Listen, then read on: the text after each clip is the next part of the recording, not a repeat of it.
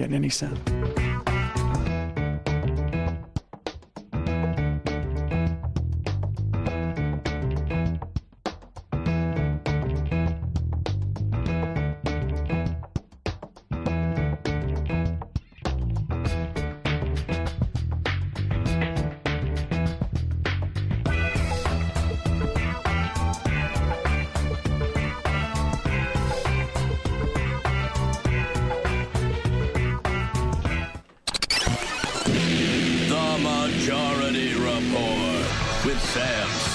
The destiny of America is always safer in the hands of the people than in the conference rooms of any elite. Sam Seder. They are unanimous in their hate for me, and I welcome their hatred. We must guard against the acquisition of unwarranted influence, whether sought or unsought, by the military-industrial complex. The Majority Report with Sam Seder.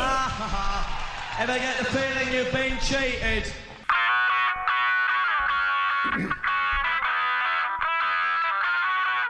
It is Wednesday, June 16th, 2021.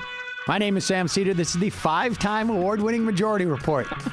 We are broadcasting live steps from the industrially ravaged Gowanus Canal in the heartland of America, downtown Brooklyn, USA. On the program today, staff writer at the New Republic, author of Overheated, How Capitalism Broke the Planet, and How We Fight Back. Kate Aronoff will be here. Meanwhile, Joe Biden, Vladimir Putin meet in Geneva. Didn't resolve much. Meanwhile, Israel launches new airstrikes on Gaza in retaliation of Hamas's sending incendiary balloons into the sky. This is a BFD. Joe Biden names Lena Khan chair of the Federal Trade Commission. Not only is there an anti-monopoly majority on the FTC, but an anti-monopolist is the chair. They have a lot of authority and don't need new legislation to use it. Progressive dissent over the Gang of 10 infrastructure deal starting to boil over as Schumer says reconciliation process has started. Meanwhile, the Senate approves a bill to make Juneteenth a federal holiday. New data shows that long-haul COVID can afflict even the asymptomatic. And in Worcester, Massachusetts, St. Vincent nurses on day 100 of a strike, one of the longest in Massachusetts in decades. Meanwhile, medical debt charity buys $278 million of patient debt. Lastly, Connecticut starts offering baby bonds to parents living in low income. All this and more on today's Majority Report. Yes, ladies and gentlemen, thank you so much for joining us. You know, there are just days where I have trouble, remembering what year it is or articulating it. So 2021, you get into a rhythm and you say 20, and then it just seems weird. It is June, but yeah, I think, we can let it slide. I mean, I expect that to last until 2022. I'm hard on you because I expect excellence. I appreciate that. Emma Vigeland here to be basically, grading me in a moment-to-moment basis. I appreciate that. I'm trying to recall memories of that baseball coach that you dealt with when you were growing up. Yes, he was pretty harsh. Much worse on his own son, frankly, than he was on me or other players. But that's how I see you. Yeah. There you go. Well, thank you. That's great. Welcome to the show. Yes, welcome to the show, ladies and gentlemen. Glad you could make it today. Some things going on. I mean, right now in Washington, D.C., there's sort of like this stasis as we await I think when Biden gets back into town, and there is supposedly he's given another week or so for this gang of 10 to come up with a deal. Meanwhile, as I said, Chuck Schumer has made it clear that the reconciliation process has started. Now, this involves a lot of committee work. There are specific resolutions that need to be brought up because reconciliation is a sort of a unique type of legislation, legislative process, I should say. And it can only deal with measures that directly impact the federal budget. Now, of course, this is all rules that are made up by the Senate and can be changed by the Senate if they really wanted to. The way that the senators view the Senate itself is that these rules are sacrosanct, in part because it also allows them certain guardrails that they can blame as opposed to their own refusal to do things. So it's not me, it's the Senate that's constraining me. And that is, it's not us, it's the filibuster. This is the way that they play that game. But that the fact that reconciliation is starting, you can look at it in two ways. One, that this is encouraging because the Democrats will be ready to go. Or two, that it's really just a way of creating more pressure on this gang of 10 to come up with a really insufficient compromise. Now, with that said, even if the gang of 10 comes up with a deal, it's 5 Republicans and 5 Democrats. You still need 5 more Republicans to sign on to anything that they do, and that's highly unlikely. So the idea that they're going forward with the reconciliation at least says that we're not going to get completely sidetracked by what this so-called gang of 10 is doing. They are anticipating going forward with reconciliation by July. So that's the good news. Well, I do want to caution though that this bipartisan bill, McConnell's held off on saying if he'll back it. It's only $1 trillion of over nearly 600 billion of it is in new spending, et cetera, which could be a way for McConnell to sap Manchin and Sinema, take those votes away from the reconciliation process, because then they could say, oh, we found this bipartisan agreement, we're in favor of it, and then they wouldn't have the 50 votes that they need in reconciliation. So that's just one thing I want the audience to look out for. McConnell, as of reports from yesterday, is apparently weighing, how am I going to deal with this gang of 10 reconciliation deal? Because if he throws his weight behind it, then you actually could get... If McConnell allows for a bill to pass in the Senate, the big fear, like you say, is that one thing that was floated was the idea that, okay, we'll do a smaller bill with the Republicans that they can agree with, and then we'll take all the other stuff that we want, that Republicans won't do, and we'll pass that in reconciliation. But like you say, once Manchin or in Sinema or whomever vote for the first bill, if McConnell gives that a green light, then they are less inclined to vote for the second bill. And that's, but if I had to bet, I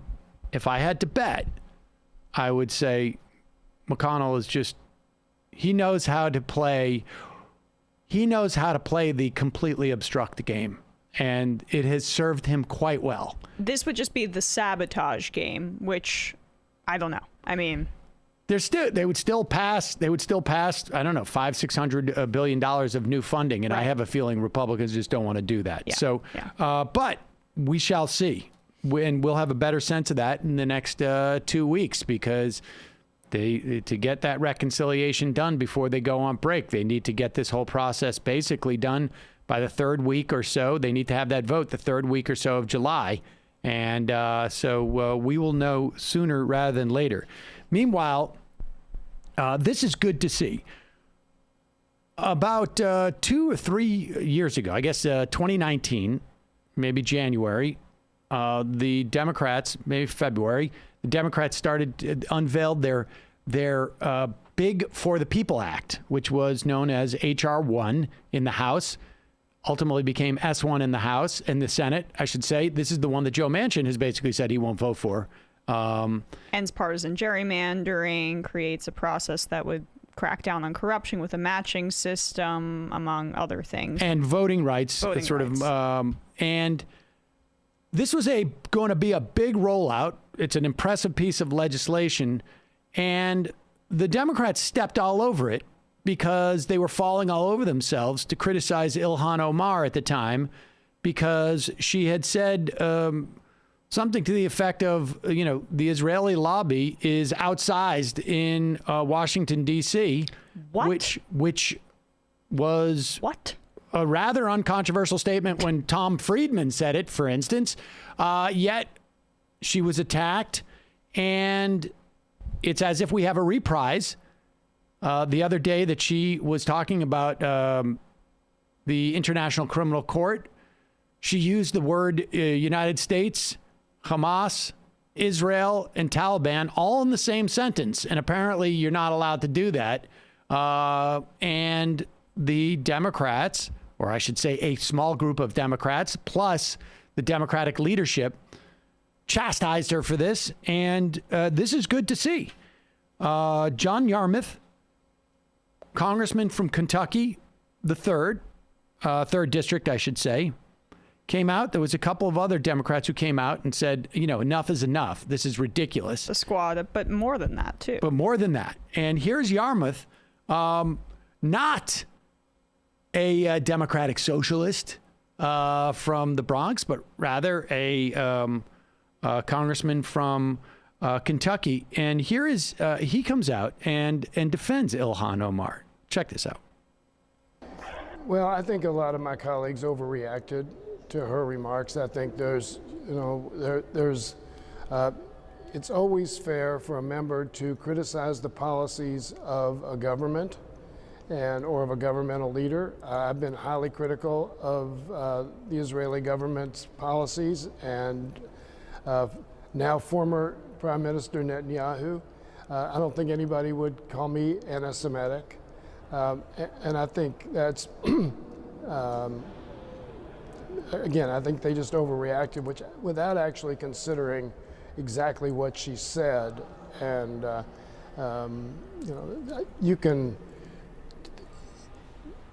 the fact that you'd put Hamas and in the same sentence with the United States does not necessarily mean that you're equating the two. And I think that was an unfair assumption that some of my colleagues made. There was a resolution that came out today, authored by Congressman Waltz, and Rashida Tlaib is named, AOC is named, Diana Pressley is named, Ilhan Omar is named. You are not named. Betty McCollum is not named. Mark Pocan is not named. All of you have been critical of Israel. All of you have called Israel an apartheid state. Mm-hmm. Why aren't you named in the resolution? Well, I'm neither black nor female nor Muslim. I don't think it's fair. I don't think it's right. Congresswoman Omar has as much right to criticize Israel or any other government or any other national leader as any other member of Congress without being singled out. Awesome. And we should say Yarmuth is Jewish, and so he. Are you sure he doesn't have internalized anti-Semitism? I will leave that to others to decide. But good for him. Federalist is writing something up right now. Good for him for coming out. That's important, and it is, I think, an indication of a growing sort of sense, at least in the institutionalization on some level of the more progressive members of the House, where they're getting, some measure of at least just sort of decent protection. There's not a knee-jerk attack on them or fear of defending them. And just good job and a recognition that his Democratic colleagues who aid and abet this are complicit in the death threats and vitriol leveled at Ilhan Omar and AOC and whoever else speaks out against this. I mean, he makes the point that it is a racialized misogynistic undertone, at least, from the right wing for sure. And Democratic leadership is at the very least blind to it, but I think they're aware of it, and they're trying to use her as a punching bag in order to shore up a specific kind of base. And I think that's true too, and I think they're also and a distraction, and it's a mistake, and good for Yarmouth. That is, it's nice to see. All right, we're going to take a quick break. When we come back, we'll be talking to Kate Aronoff. She is a staff writer at the New Republic and author of Overheated: How Capitalism Broke the Planet and How We Fight Back. We'll be right back after this. Folks, today's show is in part sponsored by Harry's razor. Now I'm a day further out from shaving this week. I pushed it all the way to Wednesday. I probably might shave. I don't know. I may go the whole week. So, like, the less you shave, though, right? The less you need to shave. That's the thing. No, it doesn't work. Oh, it doesn't work that way. But I will tell you this: when I do shave, I choose Harry's. And why? Because with Harry's, you don't have to choose between a great shave and an incredibly and a fair price. And as you know, we are just a couple of days away from Father's Day. And the trick I always used to do was you order something online. I don't know if it will come. It might come in time. But if it doesn't, you just download a picture of it and you hand it to them. Put in a card. I've done that many, many times. Yes. And then you actually give them two presents. You give them the representation of the present, and then you get to give them the present, and you get credit for it twice. You make it people, your dad or whoever, a guy in your life. It doesn't have to be a guy, but I mean, this is what they're angling at right now. A Harry's razor, and they're going to be happy twice that way. You can redeem a trial set for just $3 or get $5 off any shave set when you go to harrys.com/majority. Harry's gift sets make a great gift for any guy in your life year round. And their new graphite Winston razor handle is even engravable. So you can personalize your gift. Like I say, Harry's delivers a close, comfortable shave at a super fair price. It is still as low as $2 per refill on the blades. And if you have gone to your local, I don't know, whatever it is, supermarket or, one of those super pharmacy places, you'll know. It's like you got to break the bank just to buy a set of blades for the week. Harry's went out, they bought a factory in Germany. It's been making precision engineered blades for over 100 years. And then Harry's design team combined a weighted ergonomic handle with their signature blade cartridge.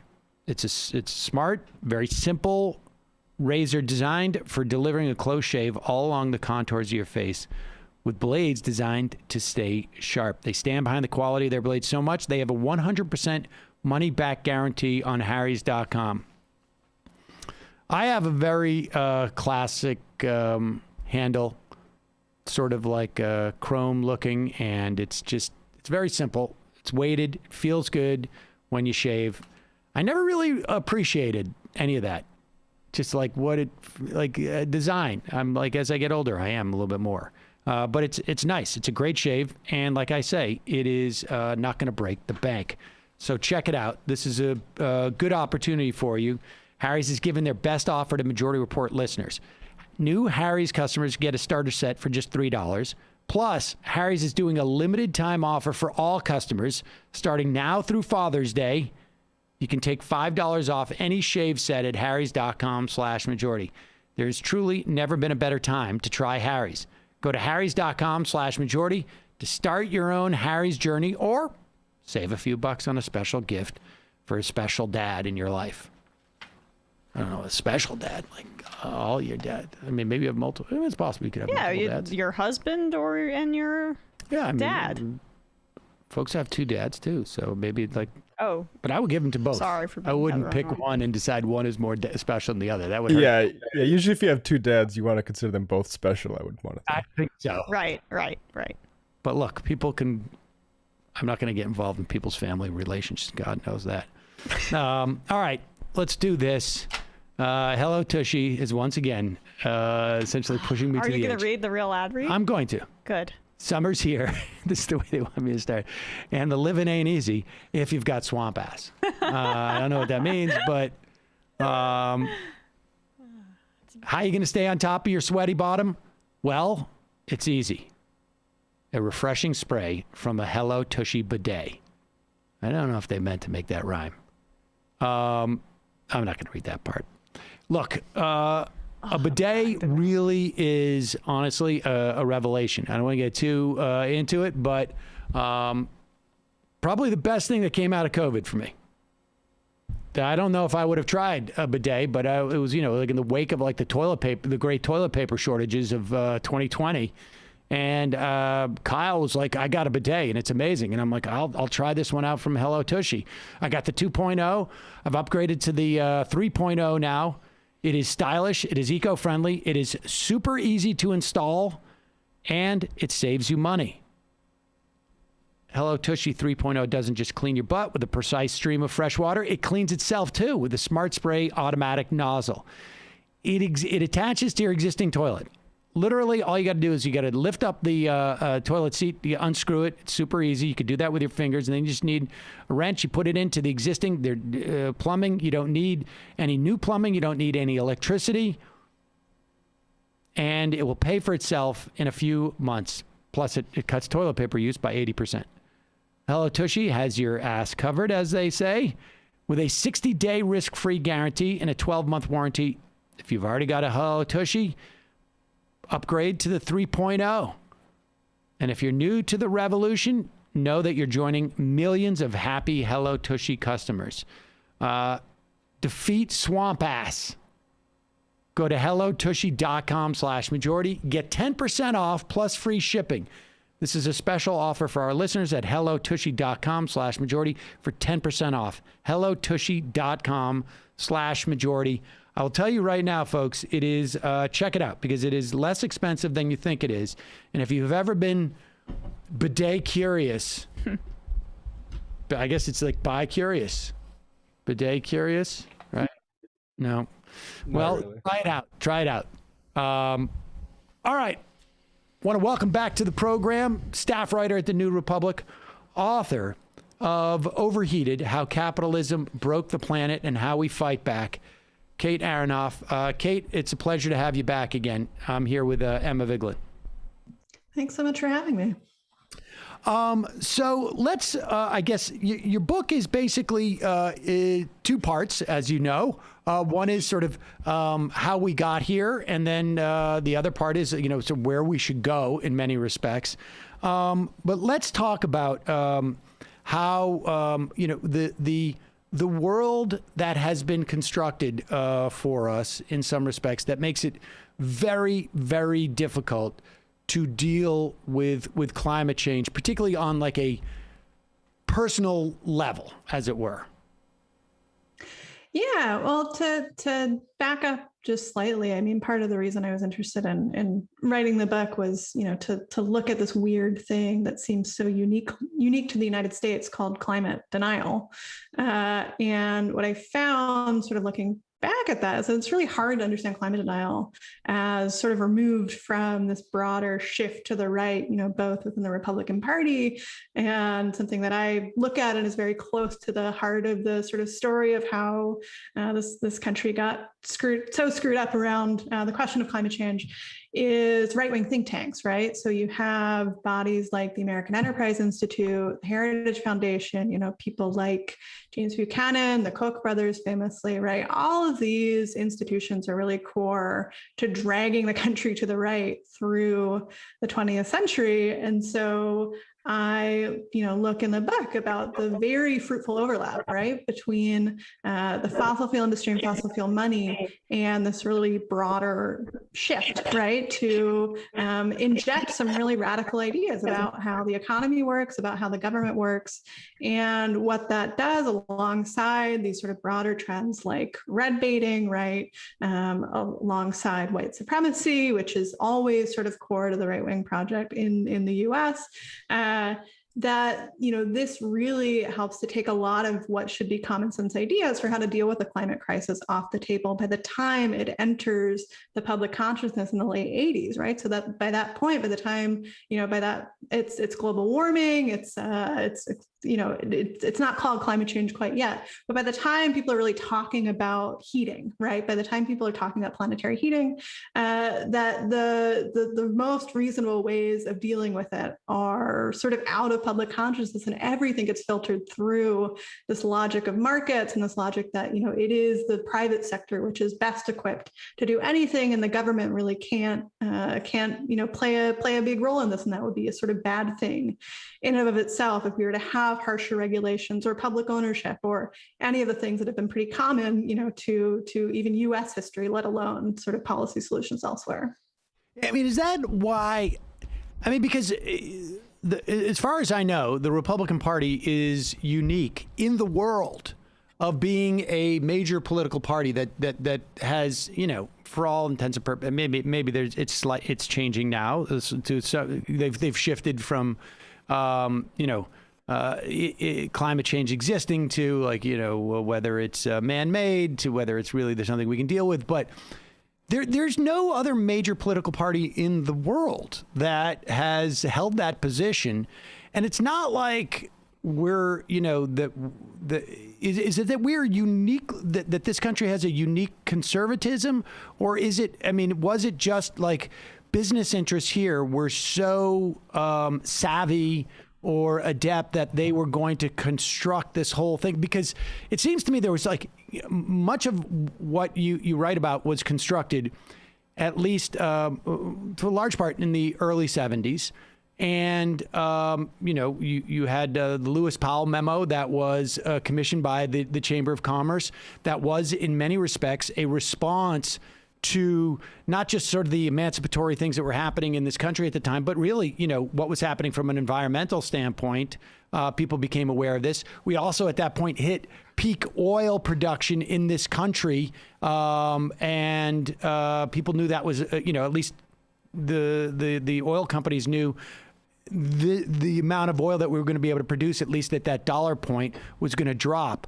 I mean, is that what was going on here? Is just business constructed this whole sort of, on some level, like this massive movement? I mean, there were pieces there, right? I mean, we had a decent amount of racism, but these things were sort of congealed in some way to provide like a, I don't know, forgive the metaphor, an iron dome around this profit motive. Yeah, I mean, so you do see shades of climate denial in places like Australia, the UK, Germany. Alternative for Deutschland sort of dabbles in climate denial a bit. But so far as I can tell, wherever it shows up, it really is sort of an export from the United States, and often are getting, direct support from places like the Heartland Institute. And, the place sort of I came to on this question is that there's so much machinery built up through what's really, organizing on behalf of business conservatives through the 1940s and 50s, for decades, right? I mean, Kim Phillips Fine's great book, Invisible Hands, really tells this story very well. But it is very advanced in the United States. We have a very advanced infrastructure to sort out these problems. And so when the climate crisis comes along, people aren't stupid, right? I don't think that the folks who are running these think tanks and sort of spouting climate denial when that was more prominent in the debate necessarily believe it, right? Maybe a couple of them do. But what they recognize very early on is that dealing with the climate crisis, right? Naomi Klein makes this point as well. Dealing with the climate crisis requires such massive changes to a business as usual, which is very profitable for them, that even entertaining the conversation of doing something about it is so damaging to their business model. And, the US is a major fossil fuel producer, right? We produce a lot of fossil fuels, and we don't, tend to think of ourselves as a petro state. But in many ways, right, that is very core to the US identity.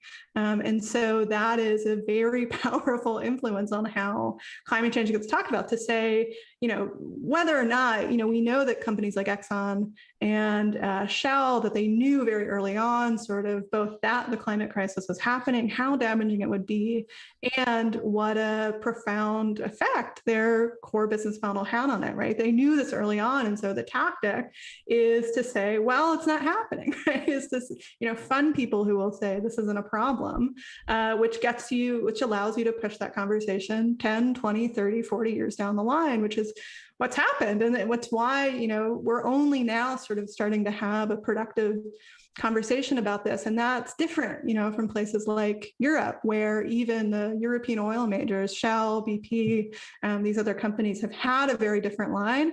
I think probably most people in the United States would rather be there. I'm wary to say it's better. I think it's very different. And I don't think, we're necessarily doomed to be behind Europe forever. There's plenty of flaws with things like the European Green Deal and how the policy conversation has been sorted out there.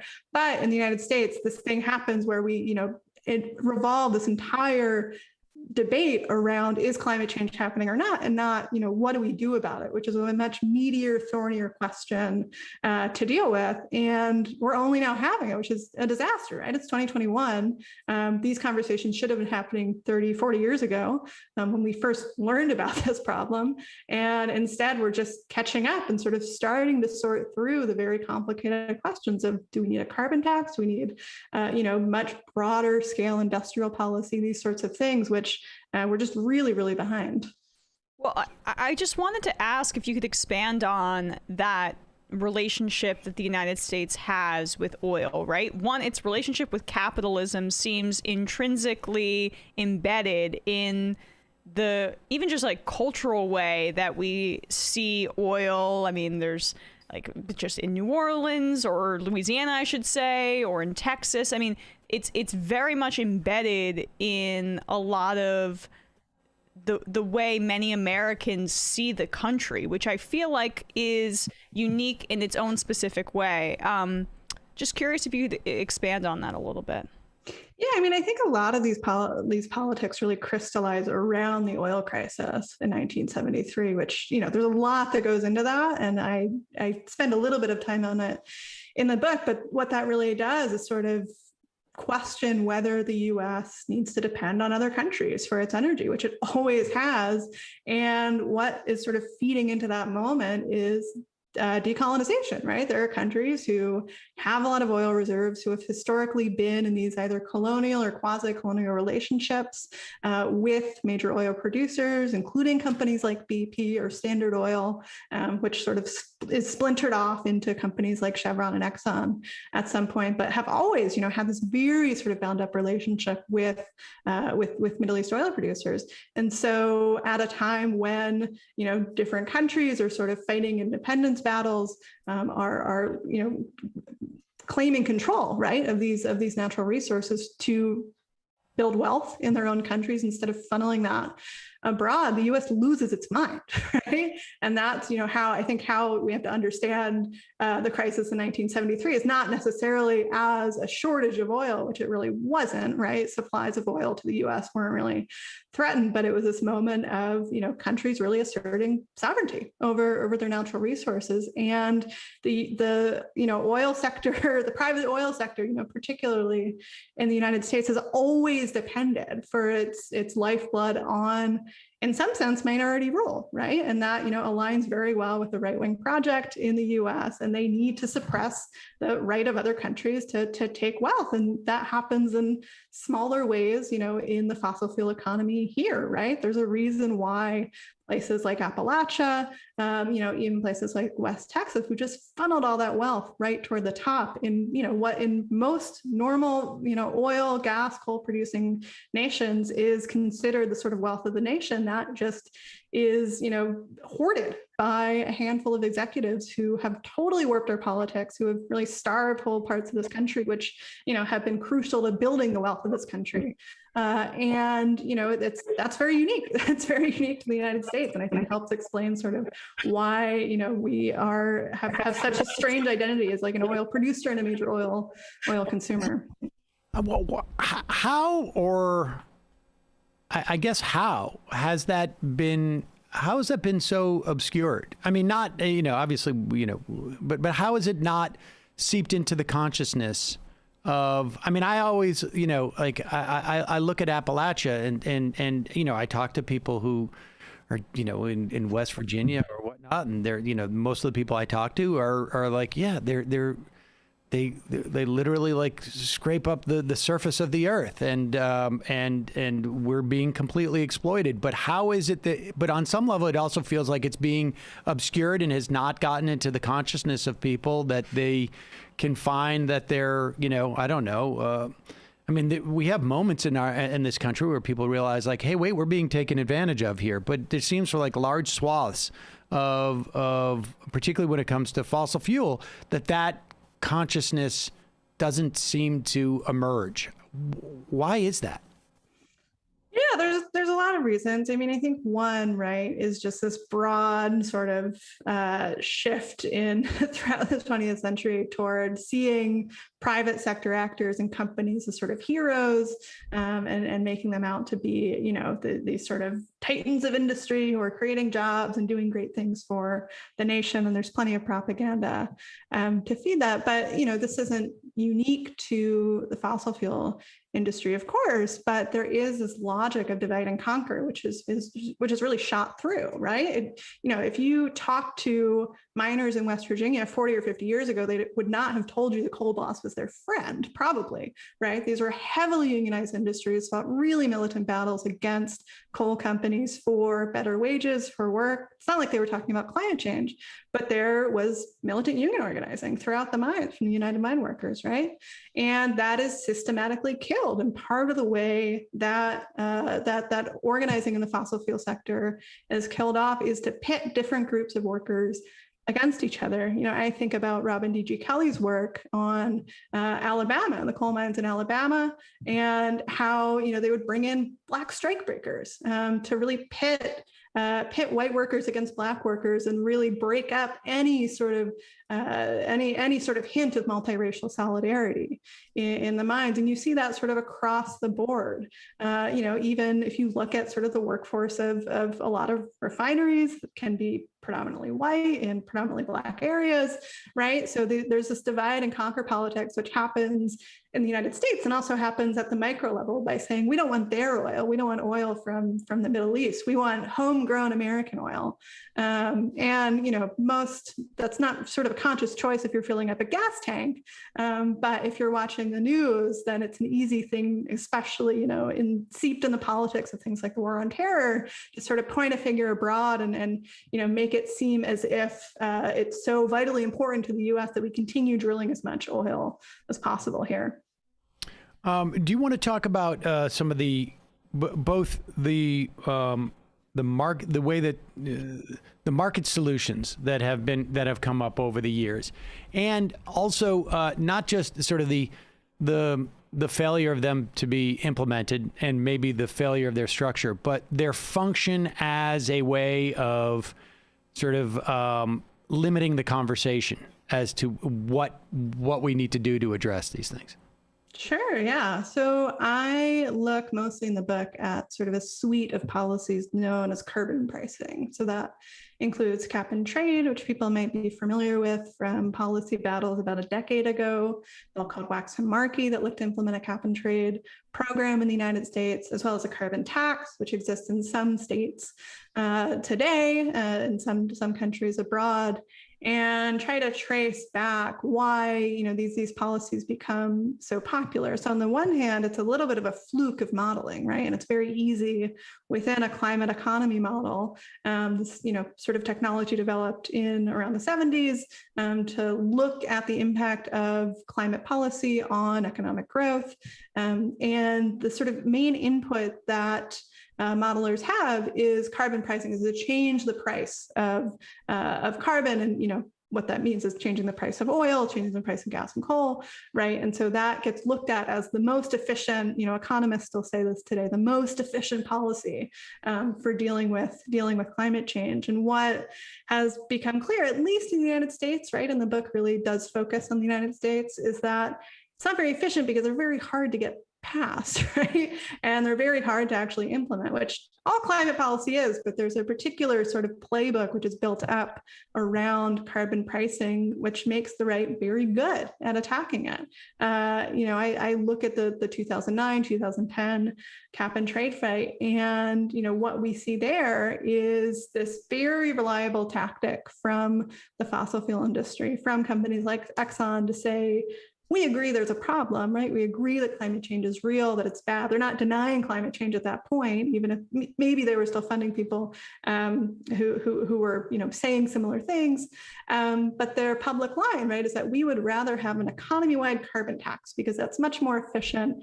And this cap and trade thing, this is not, what we want. And so what you see is different forms of carbon pricing pitted against each other as a means to battle off whatever climate policy is actually on the table. And we're seeing this right now, right? We're talking about giving or putting a decent chunk of spending for green investment into an infrastructure plan, right? Those debates are very complicated right now. But what ExxonMobil, what fossil companies are saying and did, really at the start of the Biden administration, the American Petroleum Institute came out with a policy in support of carbon pricing for the first time ever. So again and again, regardless of the merits of the actual policy, which, I think are very debatable, politically it's wielded as this cudgel against any actually existing climate policy. And so, how does that happen? It's like it just muddies the water and basically says, like, we're going to make every step that we take somewhat controversial, and really we're going to pretend like we're arguing efficacy when what we're really doing is just slowing the roll as it is. Yeah, and there's that's the public line, right? Is that we want a carbon tax, we want this more efficient thing, whatever. Behind the scenes, right, they're just funneling money to the GOP, which has a party line that says we don't want to pass anything called climate policy. So that's, really a win-win. They can water down or confuse the debate about whatever policy is actually on the table. And behind the scenes, they're just trying to make sure nothing passes at all by funding, trade associations and politicians who are working toward that end. And to be clear, the carbon tax, the way that it's supposedly set to work is that it just it makes oil increasingly and petroleum products increasingly more expensive, so that substitutes end up slowly overtaking the function of oil and gas in our society. So on some level, it basically offloads the pain of transition to everybody but the producer. Yeah, and we've seen what happens when countries try to do this, right? The Gilets Jaunes movement in France, right, was a result to passing a carbon tax. And, I don't think a carbon tax in itself is a bad idea. I think it's good at certain things like raising revenue. I think it can sort of drive certain tweaks in behavioral, in behavior that might be helpful to the planet, but to consider it in a vacuum, which is sort of what economic modeling encourages us to do. So think about the world as if it exists in a model, is absurd, right? Somebody is not going to want to pay more for gas when there is a train line which hasn't been invested in right. 20 or 30 years, or there isn't a train line, right? And they need to drive 30 miles to get to their first and second job. And if it's not nestled within a much, much broader array of policy, which is making those sorts of shifts actually possible for people and actually reasonable, then of course it's going to produce a massive backlash. And we should say that's yellow vests for those of us who do not speak French. I also don't speak French. I do not. But so just to be clear, the carbon tax is an effective policy as a rear guard measure, essentially, right? It comes in and cleans up and is incentivizing you to go to the greener pasture that we've already built. But the way that we're implementing it is we're just pushing you out the door, and there's nothing out there, essentially, and that we have constructed. All right, so let's move into sort of your suite of non-reform reforms, I guess, as you refer to them. If you were going to construct something, obviously it would look like the Green New Deal that, on some measure that we have seen. Let's just start with the idea of how do we get that passed? Like, how do we implement these non-reform reforms, like major structural changes to our economy, when we've got a guy who literally shot the cap and trade bill with a shotgun? I've said in the past an AR-15. I guess it was a shotgun. It's been a long time since I saw that ad. And that's how Joe Manchin got to office. That was his big commercial, like, and literally firing at the stack of pages that were supposedly the cap and trade. How do we get there, like, politically?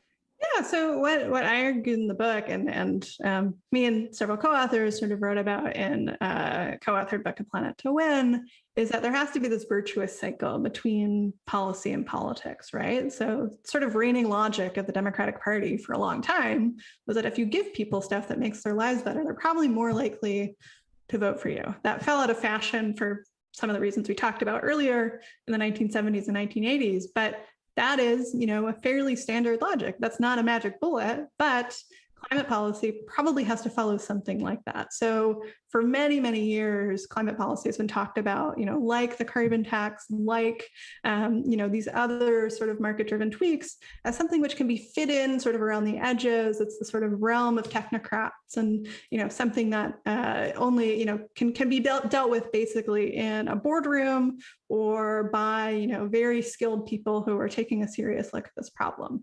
And we just know that the problem is way too big to fit around the edges, right? Somebody's going to know, and we have a fossil fuel industry with a PR arm, which is very ready to call out anything called climate policy. So what I argue is that, you have to bring that to the people. And this is what folks who are pushing for a Green New Deal really center on, is that climate policy has to make a credible threat to make people's lives better, right? And so I look at policies like a federal job guarantee, right, which can do a lot of this very climate necessary work that the private sector isn't prioritizing, and also would have a massive impact on people's lives, right? Taking away involuntary unemployment, giving people a job that is dignified, that pays them a living wage, that is improving their own communities with work that is decided, by folks from their communities, right?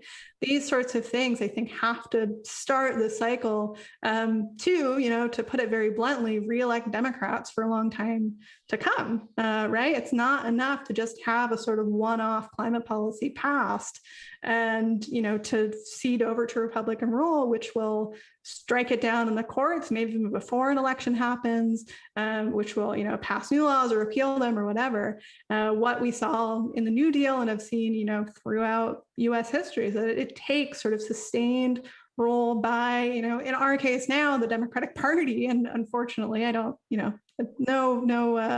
real warm feelings, right, toward the party apparatus. But practically, when we have one of two major parties that is, not interested in climate policy, also just not terribly interested in liberal democracy, that is what it takes. And so climate policy really has to bring its real offer to the people, to voters, which is, thankfully very real, right? Providing millions of jobs in wind and solar, creating something like a federal job guarantee, putting people to work, doing all of this sort of crucial work for low carbon transition.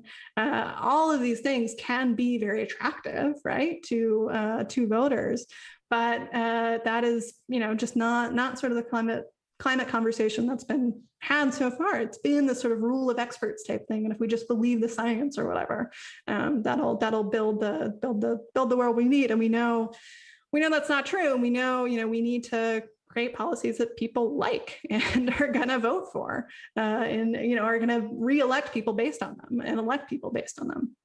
What's the progress of that? I mean, I'm just sort of tracking, like, the Gore's inconvenient truth, right? Which is saying, like, presenting, like,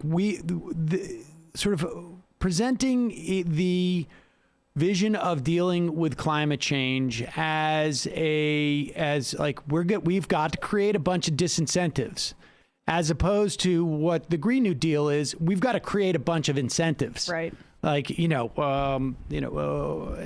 that basically that notion, like, we're going to, we're going to give you a reason to walk through that door, as opposed to we're going to, sort of like curb how much you can stay inside type of thing. Mm-hmm. And where are we in that? If we have been able to move from the inconvenient truth to a Green New Deal, where we see this as an opportunity to provide material benefit to people, which coincides with also dealing with these problems that we have. Where are we in the sort of like the uptake of that? Yeah, I think there has been a real shift. I mean, as tough as the path toward passing a Green New Deal looks in the United States and like the muck of this like horrible infrastructure debate, it reemerging out of the scene in 2018 with the sit-in at Nancy Pelosi's office by the Sunrise Movement that Alexandria Ocasio-Cortez joins, right? This really does shift something for politicians, both in the US, where even candidates like Joe Biden, or I should say presidents like Joe Biden, right, who takes it up sort of after he's elected and, has these meetings with Sunrise and integrates it into at least his rhetoric for what climate policy should look like, to frame it as a matter of investment. We're going to create jobs, right? Takes the sort of big top line talking points about the Green New Deal and integrates them into a plan, which, I think is not great in its own right. And you see, countries abroad, in South Korea, the government won re-election, running on a Green New Deal. Spain, the same thing. The European Green Deal, which is a whole sort of mixed bag of weird public-private partnerships, but that takes up this basic logic, which really, does some of the work that sort of centrist politicians had not been able to do, which is to say this is not a matter of collective sacrifice. It's not that dealing with the climate crisis means making your life worse. There's a tremendous opportunity for jobs, for investment, for all these things that can fall out of actually dealing with this crisis, and really, helps to shift the conversation in a real way to make this, again, about jobs, about investment, about, building up more of the things that we want.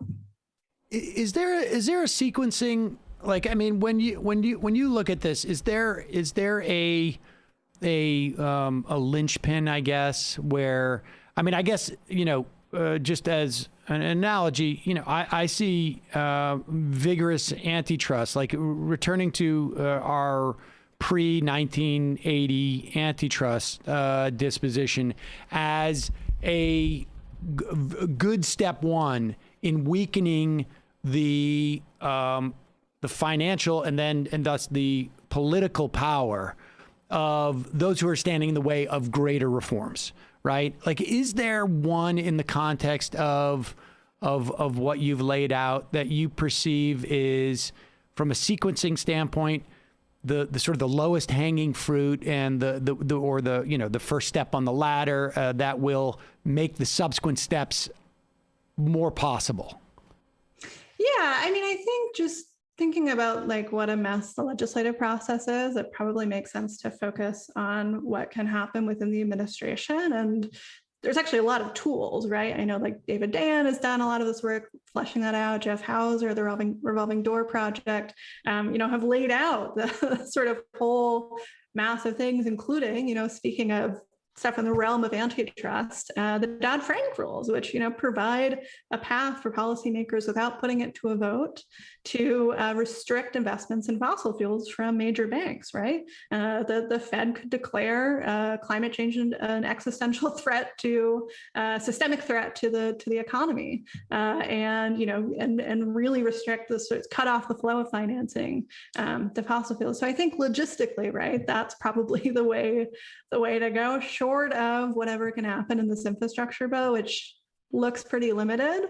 There's a lot of just sort of regulatory power that the administration has. Whether it wants to use it, who knows, but could, do things like reinstate the crude oil export ban, which was in place from the 1970s through 2015, and has turned the U.S. into a major fossil fuel exporter, and that it just wasn't before. So there's a lot that can be done, in the short term. I think it's a tricky question of how to sequence that, because of some of the politics we talked about before, right? That stuff is not necessarily sexy, will be sort of framed as restrictions. It's not going to give people, the things that they might want out of climate policy, like a job, right? It's hard to do through some of these regulatory mechanisms, but there's a lot that can be done really, really short term that can have a huge impact on the carbon emissions in the United States. Why does explain to folks why it is problematic for us to regain our status as an exporter of fuel? Like, why? What are the implications of that?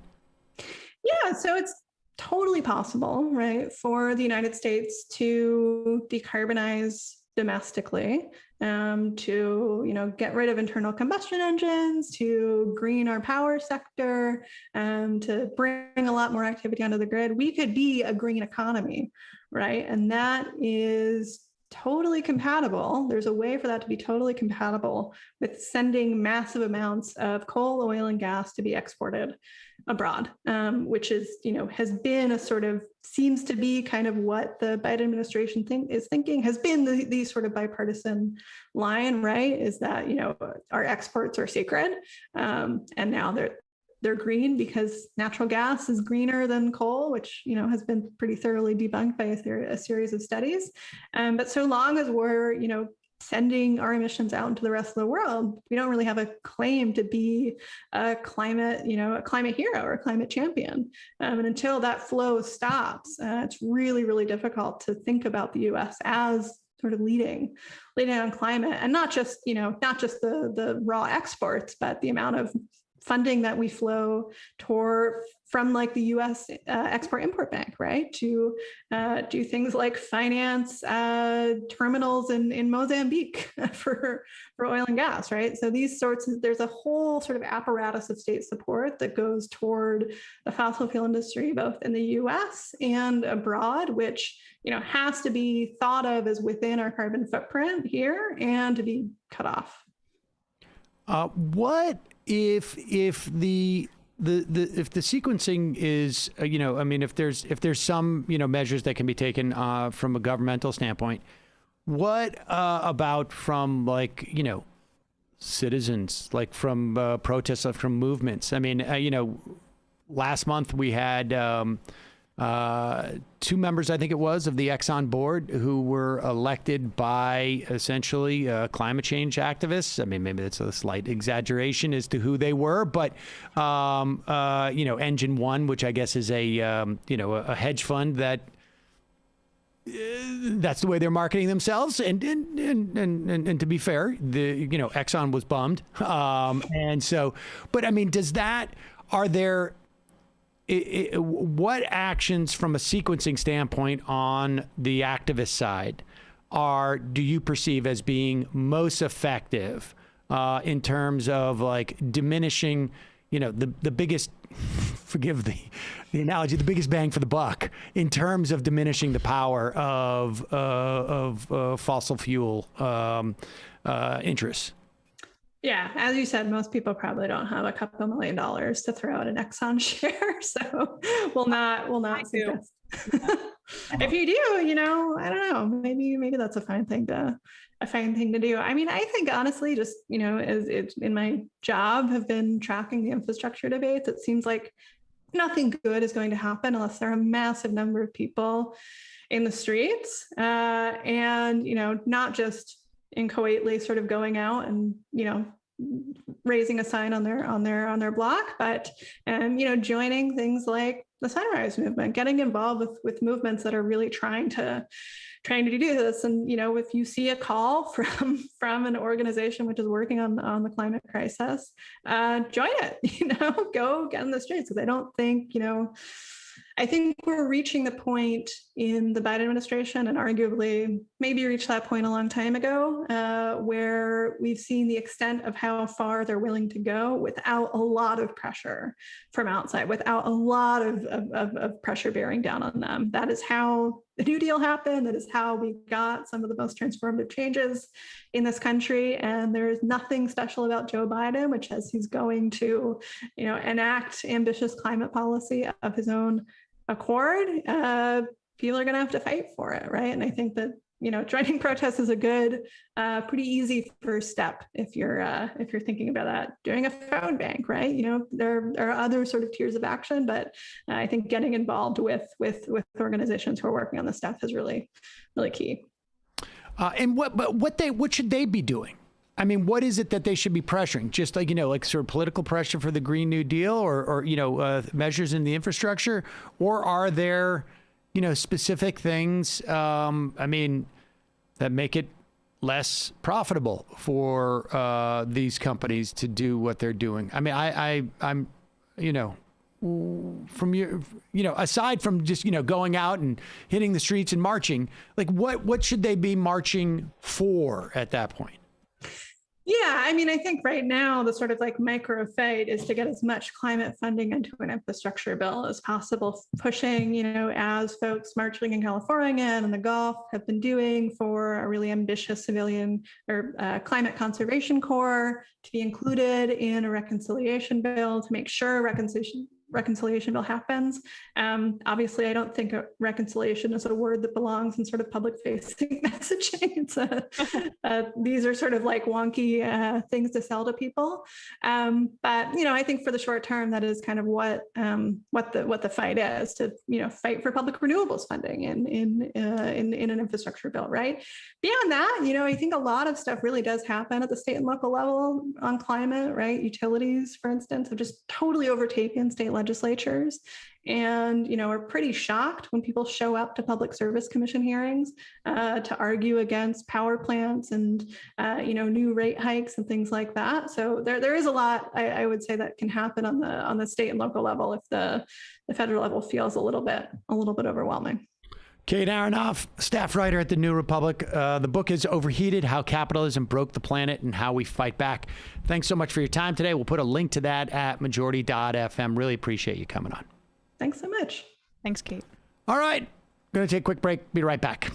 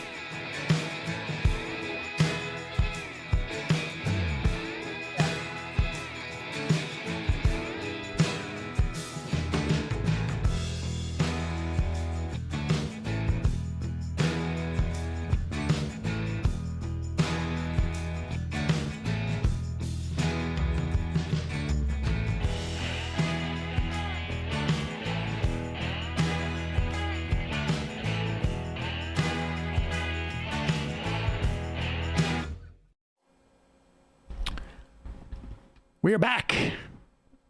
Folks just have about a minute to go, but this, short-term agenda, if you're looking for one, it should be focused on calling your representatives, maybe going to protests or going to an event to encourage your Democratic representatives, Congress, Senate, to hold the line, pass the entire suite of infrastructure spending through reconciliation. And, particularly if you live in Arizona and West Virginia, in Virginia, where you got Mark Warner, Montana, John Tester, etc. It doesn't hurt no matter where you are, but yes, those are the ones that are going to be I'm trying the to real... mobilize and be tactical. There you go. Until tomorrow, we will say goodbye to those of you who are watching us on Peacock. We will see you then. And for those of you who are watching us everywhere else, poggers, hit the like and subscribe button. Choo choo, we're on the hype train. Somebody put a graphic of me in a hot tub on Twitter the other day. Yesterday, I noticed. We're like using your actual body? Well, I mean, it or was your just, head onto body. Yeah, my head. There was no body. I was wondering where they got that image from.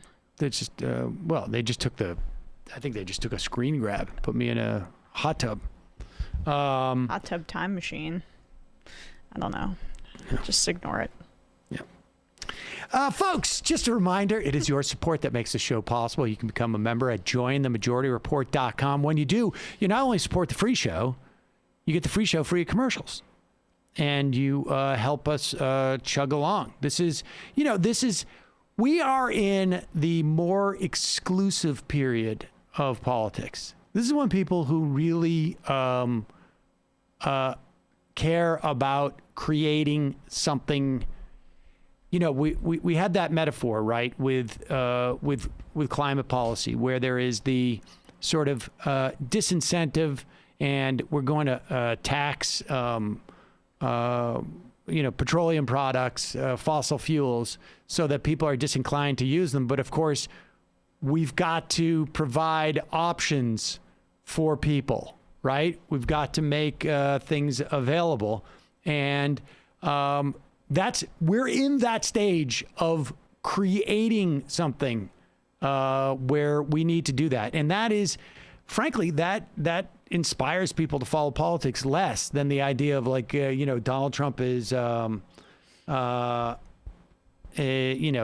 Trump is a danger to all of us, and the Republican Party is a danger to all of us.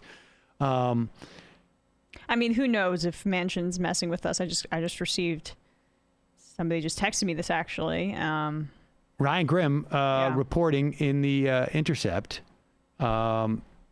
Apparently, audio obtained by Li Fong shows Joe Manchin suggesting donors talk to Roy Blunt, who's retiring, about his next life, hoping that will sway him to support the January 6th commission. I don't even know. The one ahead of right. Sorry, no, this one. I'm sorry. Okay. Leaked audio of Senator Joe Manchin call with billionaire donors. He expresses openness to filibuster reform. Yeah, and then I guess that's part of a larger story. We got a lot of leaked audio of Manchin, basically. It was a Zoom teleconference. That's the beauty about everybody's still on Zoom. People can record. Somebody can record. Yeah. It was a meeting hosted by No Labels, which is it's an organization founded in part by Joe Lieberman. Blech. Perfect fit. It funnels peas in the pod. money to conservative and Democrats and moderate Republicans. And Manchin described an openness to filibuster reform in this meeting. And it gives a list of who's there. Let's see. The wide-ranging conversation went into depth on the fate of the filibuster, infrastructure negotiations, and the failed effort to create a bipartisan commission to explore the January 6th storming of the Capitol. What's fascinating to me is that this must really I think. Look, Joe Manchin is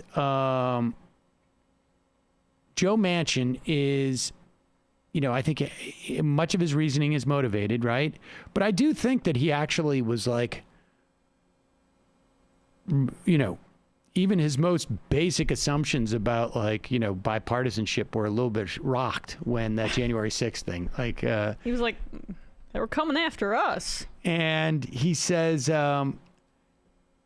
he told the assembled donors that he needed help flipping a handful of Republicans from no to yes on the January 6th commission in order to strip the far left, it's you, of their best argument against the filibuster. So he is conscious of like how ridiculous his argument about bipartisanship looks in the face of the refusal to pass anything on the January 6th commission. And he said the filibuster is maybe this is an Intercept writing, is a critical priority for the donors on the call as it bottles up progressive legislation that could hit their bottom lines. So this is Manchin saying to his benefactors, look, I'm getting squeezed here, and you need to make your money work in such a way that you're going to get Republicans, most likely the ones that are retiring, right, because anybody who wants to get reelected wouldn't do it. You got to get them to vote for this thing that's clearly bipartisan. And when it came to Senator Roy Blunt, a moderate Missouri Republican who voted no on the commission, Manchin offered a creative solution. Roy Blunt is great, just a good friend of mine, great guy. Great, Manchin said. Awesome. Roy is retiring. Some of you all might be working with Roy in his next life could tell him that it'd be nice if he'd help our country. That would be very good to get him to change his vote. And we're going to have another vote on this thing. That'll give me one more shot at it. In other words, can't somebody... Now, what is so unbelievable about that is imagine if this was not a vote that these billionaires didn't care about. Right? Because these billionaires, they don't care about the January 6th commission. No. But imagine if it was just like something that was slightly, even marginally beneficial to them. Like, I don't know, tax break, estate tax, capital gains, some cutting of environmental regulations. You got Joe Manchin saying, hey, you guys are going to be, some of you are going to be hiring Roy Blunt through some entity that you funnel money into. How about you send him a little gift card or a thank you note, a pre-thank you note, and tell him vote this way, and, you know, the pot will be a little sweetened. Can you imagine if it was something that these billionaires actually cared about? Like, Manchin is sitting here basically announcing this is the way it works on this Zoom call, which is, you know, I don't know that people should be surprised by it, but I want to hear this audio because he's basically outlining how it works. And also, incidentally, if you want to know why he's not voting for S1, which pulls a lot of money out of politics. Might have something to do with who he's meeting with. There you go. It is, this is really just, it's like, it echoes mob boss backroom deals. It's just so sick. It really is stunning. And it is, it's going to be really interesting to see what the fallout from this is. Because, I mean, presumably, right? Like, you got a bunch of billionaires on the Zoom call. I wonder who it was that leaked this. Well, that's the point, right? Who, maybe it's some staffer, or, well, why would a staffer be on it? I mean, you have to see when we check out this call who was on the call, who would be incentivized to leak it. It's. I wonder if the call included billionaire investors, Republican consultants. To me, it seems like this should all be buttoned up, given who's on the call. Very interesting. Well, we will talk more about this as the days go on. In the meantime, we're going to head into the fun half. But first, Matt Leck of the Matt Leck Media Universe is going to tell you what's happening in that universe. Yeah, and we'll bring... Oh, Brent Sutton's already in. Okay. Yeah. So for patrons, on Monday, David Griscom and I talked to two history professors from Missouri State, Gene Bajelon and John Graham, about the 1776 Commission and how basically just anti-communism and pro-racism package for the new age. And also tomorrow, Lance from the Surfs is going to join us to talk about the Kamloops and other boarding school grave sites found, and also left the importance of indigenous struggles to the left in general. I'm getting a little bit of feedback, so I'm going to stop talking. Oh, Very that's weird. fun, We're yeah. not hearing any We're not feedback. hearing that. Brandon, are you getting any feedback? I'm getting feedback. Maybe it's on my end then. That's no, weird. it's apparently Why- everyone except us. Everyone except us. Wow. How about now, Brandon? Now I sound great. Do you hear me sounding as great as I hear myself? Yeah, you sound great. Thank you. What's happening on the discourse these days? Well, we just put out an episode for patrons about, the lab leak theory, my theory on Dalmatian revenge, and revenge. Of course. Dalmatian revenge, and the origins of Dalmatians as fire dogs, apparently. All right, fair enough. Is this inspired by that Cruella movie? No, I actually just rewatched 101 Dalmatians, completely unrelated to the Cruella movie. Not, unrelated in the sense that they're not about the same thing, just not because of that. Yeah, I got no desire to see another Disney reboot. I wish it would just stop. I'm done. I'm done with that. I'm yeah. done, yeah. So let's head into the fun half, shall we? And Brandon will join us.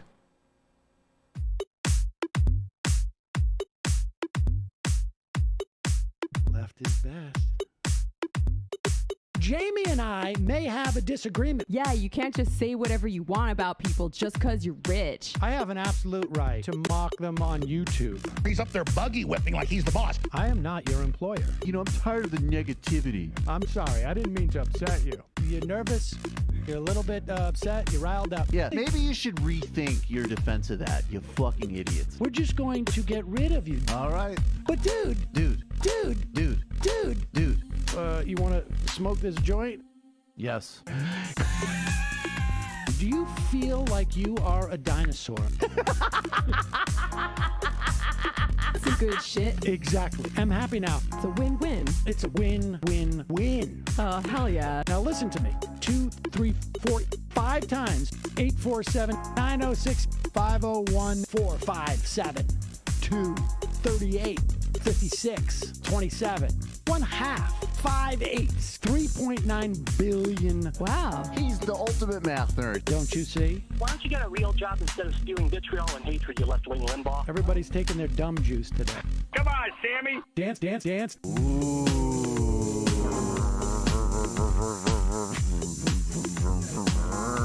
Rand Paul. I had my first post-coital scene with a woman. I'm hoping to add more moves to my repertoire. All I have is the dip and the swirl. Fine, we can double dip. Yes, this is a perfect moment. No. Wait, what? You make under $1 million a year. You're scum. You're nothing. Excuse me? Fuck you, you fucking liberal elite. I think you belong in jail. Thank you for saying that, Sam. You're a horrible, despicable person. All right, gonna take a quick break. I want to take a moment to talk to some of the libertarians out there. Take whatever vehicle you want to drive to the library. What you're talking about is jibber jabber. Classic. I'm feeling more chill already. Good. Donald Trump can kiss all of our asses. Hey Sam, hey Andy, you guys ready to do some evil? Hitler was such an idiot. That guy might be a Nazi. Agree. No. Death to America. Do. Yes. Wow. Wow, that's weird. No way! Unbelievable. This guy's got a really good hook. Throw our hands up. Ooh. Wow. But Sam, I gotta get off. No worries. Let's. I want to just flesh this out a little bit. I mean, look, it's a free speech issue. If you don't like me, Hey, shut up. Thank you for calling into the Majority Report. Sam will be with you shortly.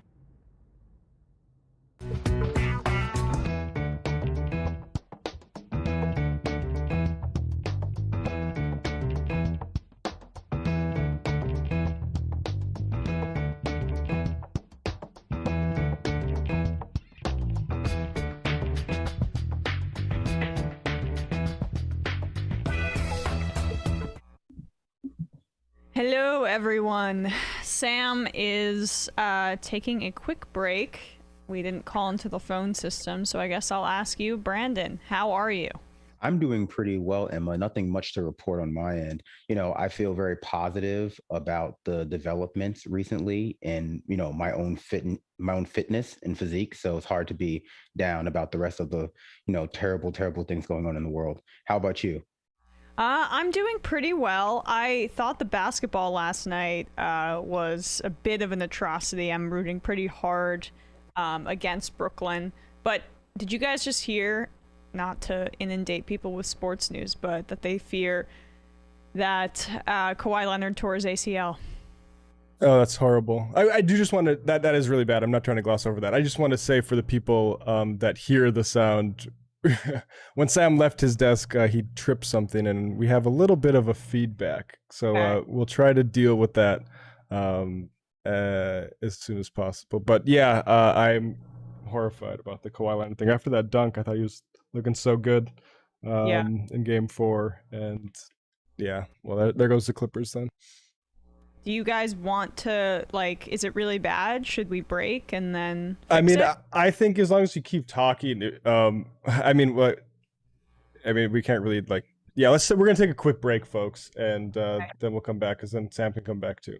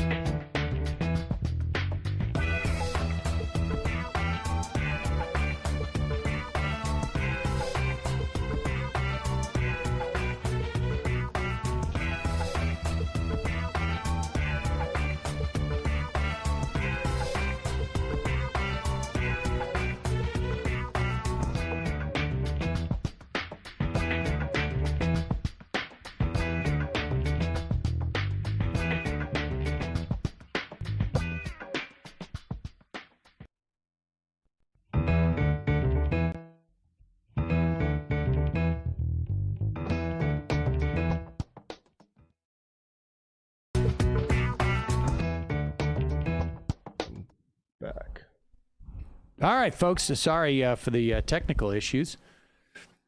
What are you going to do? It's just. What are you going to do? I called into the phones to.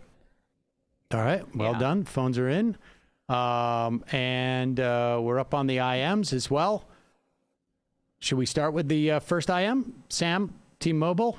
Long time, first time, since this issue is so pressing, touching so many in our community. Your expertise, authority is even great.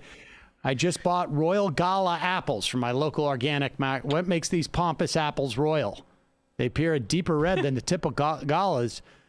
I'm going to concede. I don't know anything about Royal Gala apples. The Gala apple became, and if you were a listener of this program, you knew this before anybody else, became the new Red Delicious apple. I was tipped off by an apple broker that I'm friends with that Gala was going to be the new Red Delicious. Like, when you go into a bodega, you're like, can I have an apple? They only have Red Delicious. Right. 5 years ago. Now that is a Gala.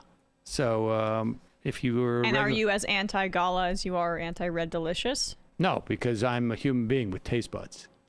The Red Delicious apple was so bad that they had to call it delicious, as if they were going to confuse you as to what delicious meant. You're pleased with this development?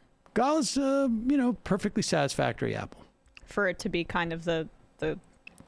In 2018, according to the U.S. Apple Association, it surpassed Red Delicious as the apple cultivar with the highest production in the United States. Yes, so that's what that was about. Did you read this thing from Playbook with Manchin? I did not. We had to... This is, so apparently, Brandon, we were talking about this earlier. Manchin caught on live audio, or not live, but on a Zoom call, basically saying that he's against the electric vehicle initiative in the infrastructure bill. He wants some type of sequestration for clean coal technology. And he needs 3 more Republicans to vote for the commission to sort of to thwart the argument about the filibuster. Apparently, Chuck Schumer and Nancy Pelosi separately in different things, different meetings and in different channels, Schumer telling outside groups not to bully Manchin, but instead focus on the historical factual arguments related to legislation. Nancy Pelosi also advised lawmakers to not vilify individual senators on the issue. This is according at a meeting. Now, this is interesting because we saw a couple days ago AOC started going in on Manchin directly. Jamal Bowman first, and then I think she kind of followed. And one wonders if he doesn't appreciate that, but maybe doesn't want other people to do it. I don't know. But it is both grotesque and interesting that they have to treat this guy like I don't know, he's like he's sitting on the board of the prom committee, and you got to be nice to him or you're not going to get They're treating him like Joffrey, like they have to massage his ego and.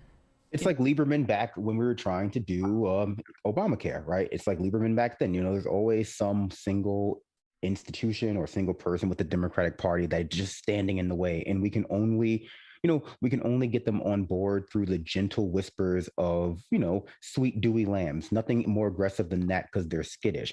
I just find it interesting that we're supposed to also enable this idea about clean coal still. I haven't heard that in a while. I haven't heard clean coal since I feel like the 2012 debates between Obama and Mitt Romney, and they just kept hammering clean coal, and it was like, well, yeah, we could also just burn unicorns too. That might power our country, but if you can find some. That could be too much power. Unicorns are supposed to be very, very powerful. We're going to be hearing a lot about carbon capture, I would imagine, quite soon. I feel like that's the new clean coal situation. That's what these fossil fuel companies are pushing forward in their dying days.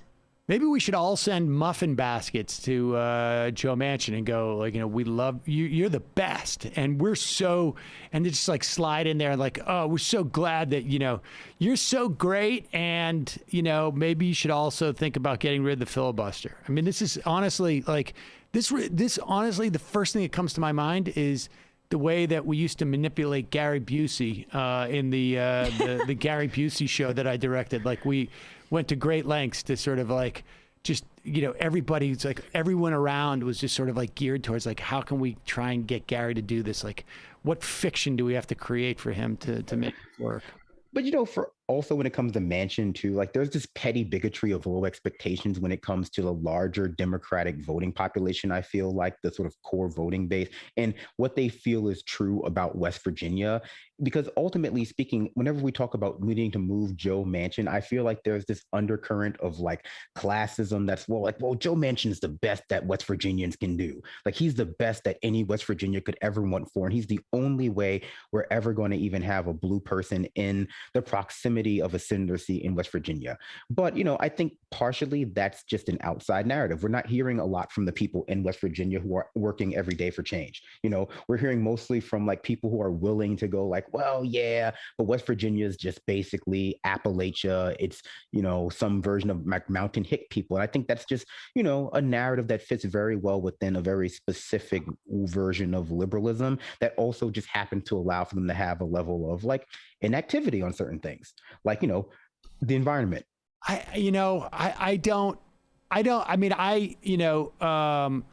Over the years, I've been friends with Robin Kincaid, and she has she used to run Head On Radio. I don't know if it's still, but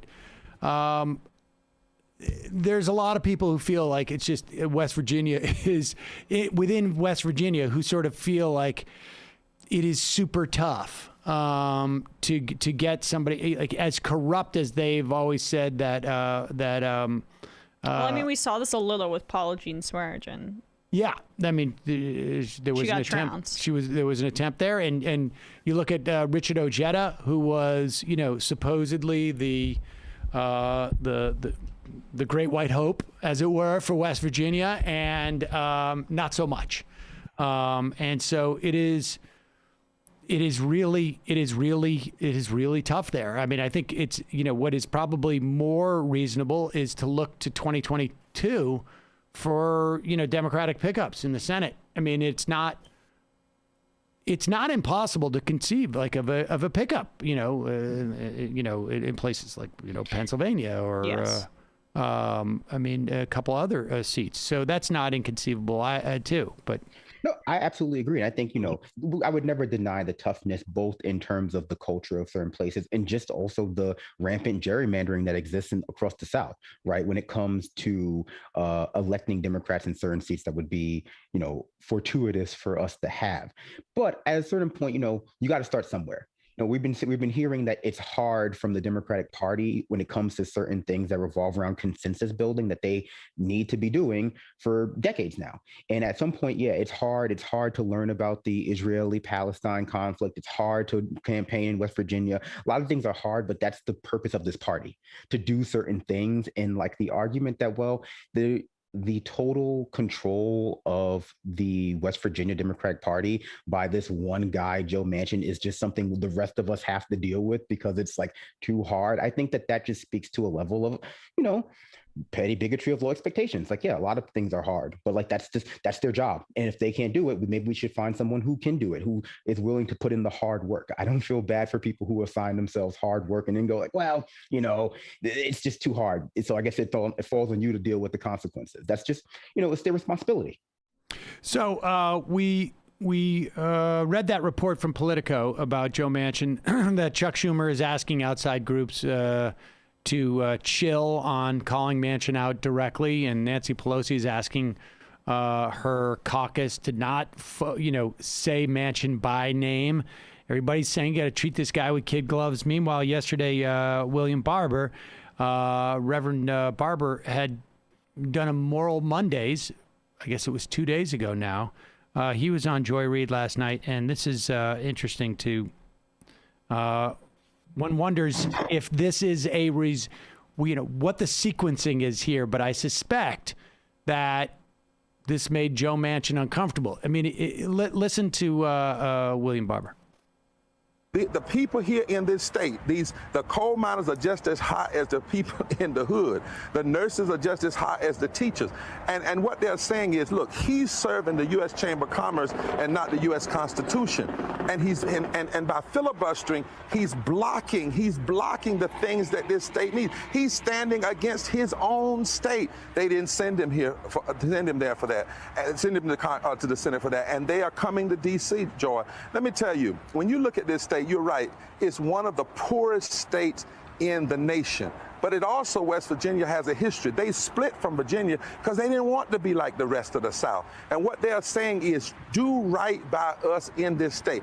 Why would a senator from West Virginia have his office in the Lotto building? Maybe it's because he's gambling with people's health care. He's gambling with people's living wages. He's gambling with people's voting rights. Why would a senator from West Virginia stand against $15 in a union? Why would he stand against universal health care? Why would he join and encourage the West Virginia legislature in their passing of restrictive voting laws? Because when you suppress the vote, guess what? You hurt poor folk in the mountains. You hurt black folk in the city. You hurt everybody. This is not about Democrat versus Republican and left versus right and conservative versus liberal. This is about right versus wrong. Yeah. This is a moral issue, a constitutional issue, and we're going to stand and fight against it. Bishop William Barber in West... Joe, we might do a little we might do some nonviolent sit-ins in his office. The people here are ready to go. They say, you do not mess with mountaineers. That's the last thing you do is mess with mountaineers, and they are together. Okay. Am I right, mountaineers? Yeah! We can hear y'all. We hear y'all. Thank you very much, Bishop William Barber and all of the I mean, I just keep remembering when Kamala Harris went down there to right after the inauguration, right before the infrastructure bill, or I should say the COVID relief bill. She gave a local interview, also one in Arizona, and he was a little hot and bothered by that. Of course, he also voted for it. So it's hard to read these things. I don't know. Well, I mean, this was the White House deploying resources and pressure when they found it necessary.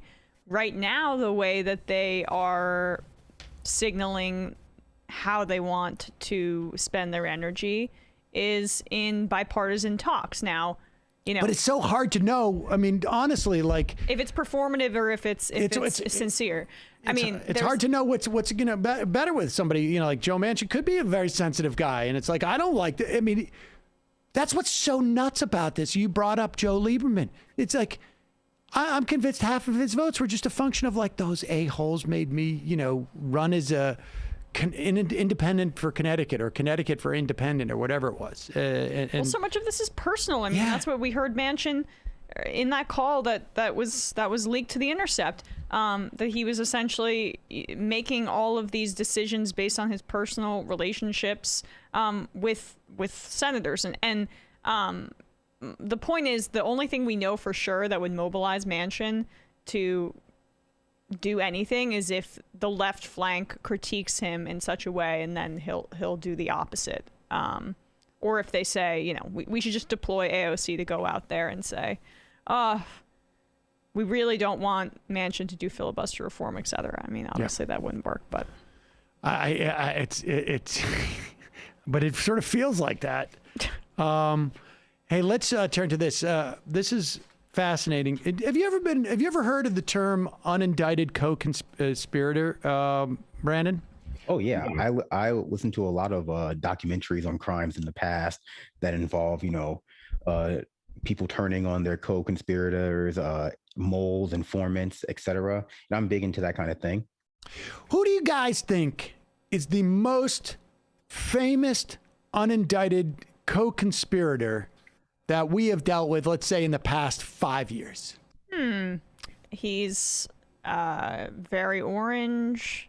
He's got a lot of interesting tics and verbal ways of being. Maybe. Yes. It is Donald Trump, of course. In the indictments that came down, he was an unindicted co-conspirator when what's-his-face, Cohen, the lawyer, got indicted. And Donald Trump was an unindicted co-conspirator.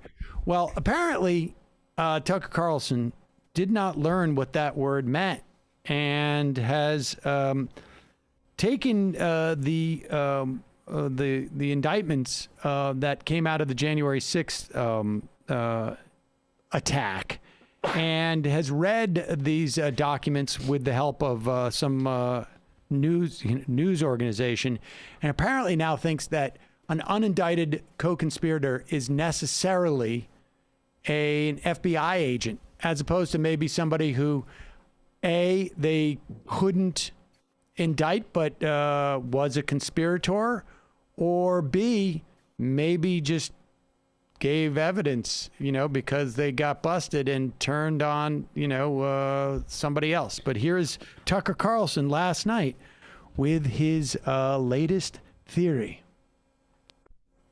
But strangely, some of the key people who participated on January 6th have not been charged. Look at the documents. The government calls those people unindicted co-conspirators. What does that mean? Well, it means that in potentially every single case, they were FBI operatives. Really, in the Capitol on January 6th. For example, one of those unindicted co-conspirators is someone government documents identify only as Person 2. According to those documents, Person 2 stayed in the same hotel room as a man called Thomas Caldwell, an insurrectionist, a man alleged to be a member of the group the Oath Keepers. Wilford Brimley? Person 2 also, quote, stormed the barricades at the Capitol. Pause it. Let's think about who might have spent time in that hotel room with him. Maybe it was his wife. Not necessarily an FBI operative. No, but he's trying to say that the only way that they could be named as unindicted co-conspirators is if they were FBI informants going in. I am willing to believe that everyone who invaded the Capitol was in the FBI that day. That's how far I'm willing to go with this. The deep state. Well, first off, being an informant is not the same as being an operative. Yeah.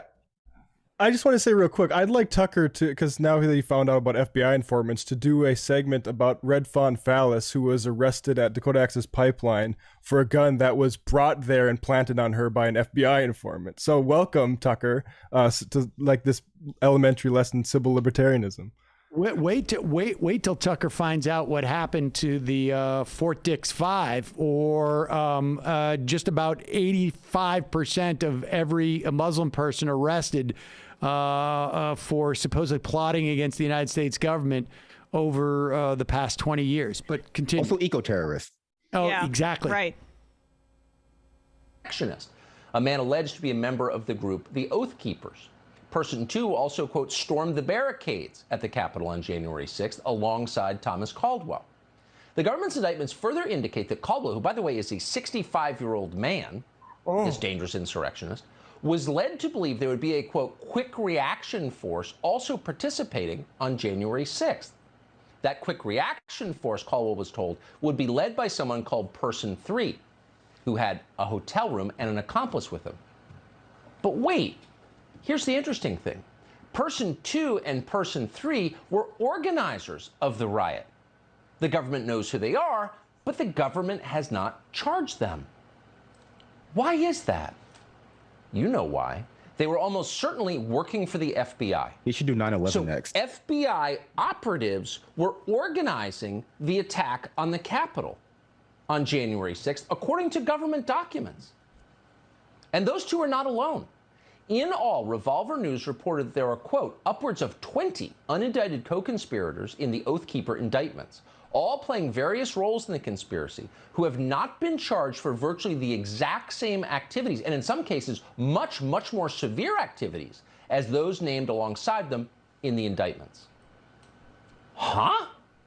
So it turns out that this white supremacist insurrection was, again, by the government's own admission in these documents, organized at least in part by government agents. Are you shocked? We're shocked. We shouldn't be shocked. Because in March, the FBI director admitted that the Bureau is infiltrating as many dissident groups that oppose the regime as it possibly can. First off, unindicted co-conspirator does not necessarily mean that they have any relationship to law enforcement other than probably Well, it could mean they have absolutely no relationship with law enforcement, or it could be that they have turned evidence on their fellow indicted conspirators, co-conspirators, or it could mean that they're informants. But the idea that they're operatives is absurd. And it's amazing how he thinks like, yeah, you all know this. What? I feel like if you tell me not to be, not to be a reductionist, that the Oath Keepers are full of cops and snitches, I believe you. Whether or not that has anything to do with the active planning of January 6th in the holistic sense is, unlikely, debatable. There are plenty of, terrorist attacks in America that have to do with the FBI, the CIA, FBI that you could look into. This seems like, in my opinion, a way to avoid blaming anybody for anything, ultimately, because he's also against any real investigation into what happened. And really, he wants to keep this at the level of conspiratorial thinking. So where it's just the fault of this vast government deep state who is nameless and unnameable, when they want to do a commission on it. They wanted to find out who was responsible, who was texting, why was Roger Stone there. They wanted to find it out. Well, and it's funny you mentioned conspiratorial thinking. Wait, but that is the point, is that I kept waiting for him to end the whole rant by going, I demand that we have a commission, a 9/11 style commission on this to get to the bottom of this. I mean, that's what's going to be next. But I think Emma's point was something about conspiracy. What? Yeah, I mean, it's odd that you say that, Brandon, because Tucker himself would never organically delve into the waters of conspiracy, but he seems to have a source for this initial theory that many in the audience might be familiar with.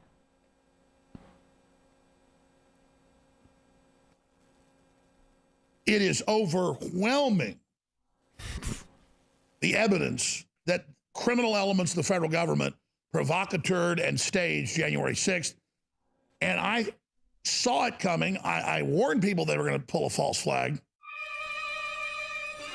I mean, Trump is part of the government. The way they roped in a bunch of people through Q, and the way they infiltrated the Oath Keepers and the Proud Boys and others. And now, because of court documents that have come out, it's confirmed that 20 FBI agents, actual agents, and informants led the attack with a consortium of Antifa, like Jaden X on record admitting days before they were going to try to burn the Capitol down. And of course, the police were put in the middle of it, undermanned by design. This was a psychological warfare operation to manipulate a crowd. And President Trump was set up. I was set up. And I've been saying that since the day it happened.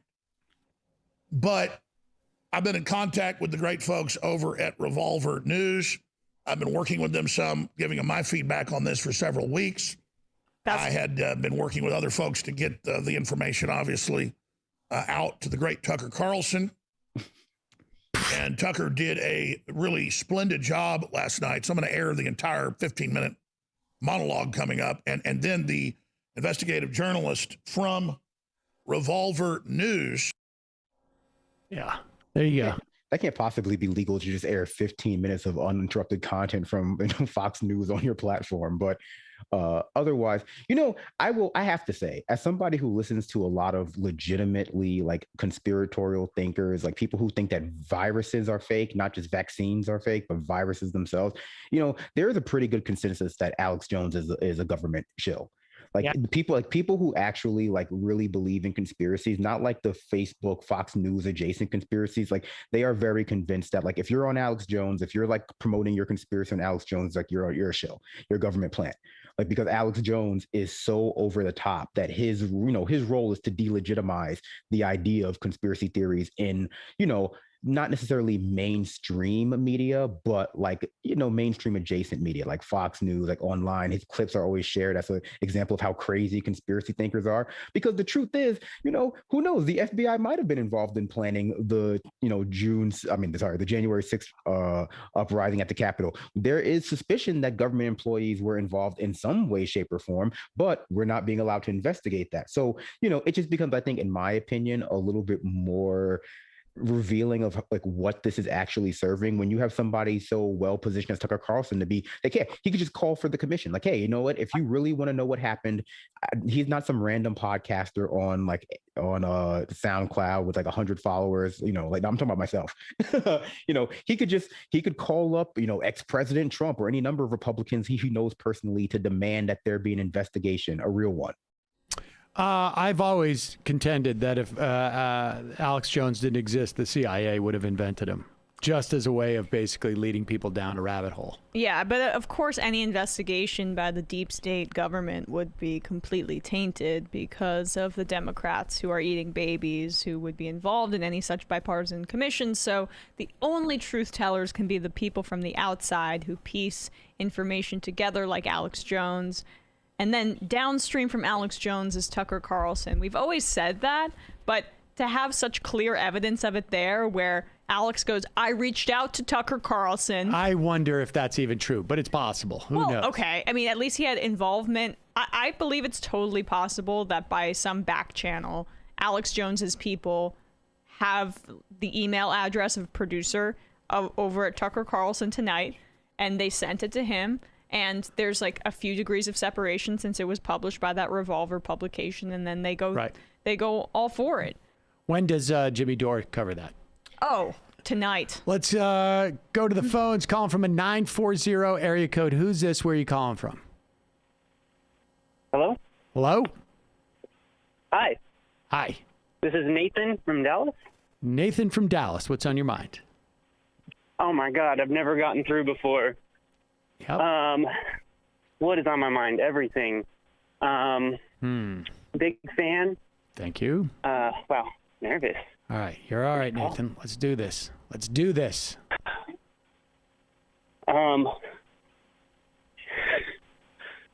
So.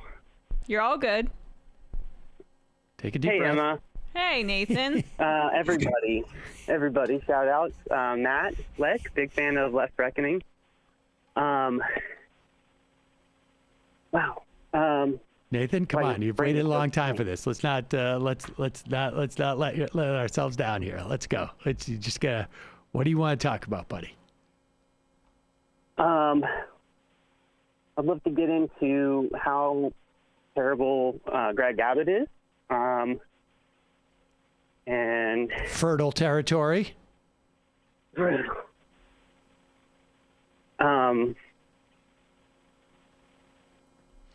Nathan? Oh, crap. You okay? I can't. I'm going to call back in. Dude, are you having a heat stroke or what? You having a heat stroke? You're doing great. Just, Greg Abbott, what's the topic? Yeah, what's the situation in Texas? Well, it's pretty ridiculous. Actually, so my story with Greg Abbott is that he just tries to ruin my life, like every chance he gets. How did he do that?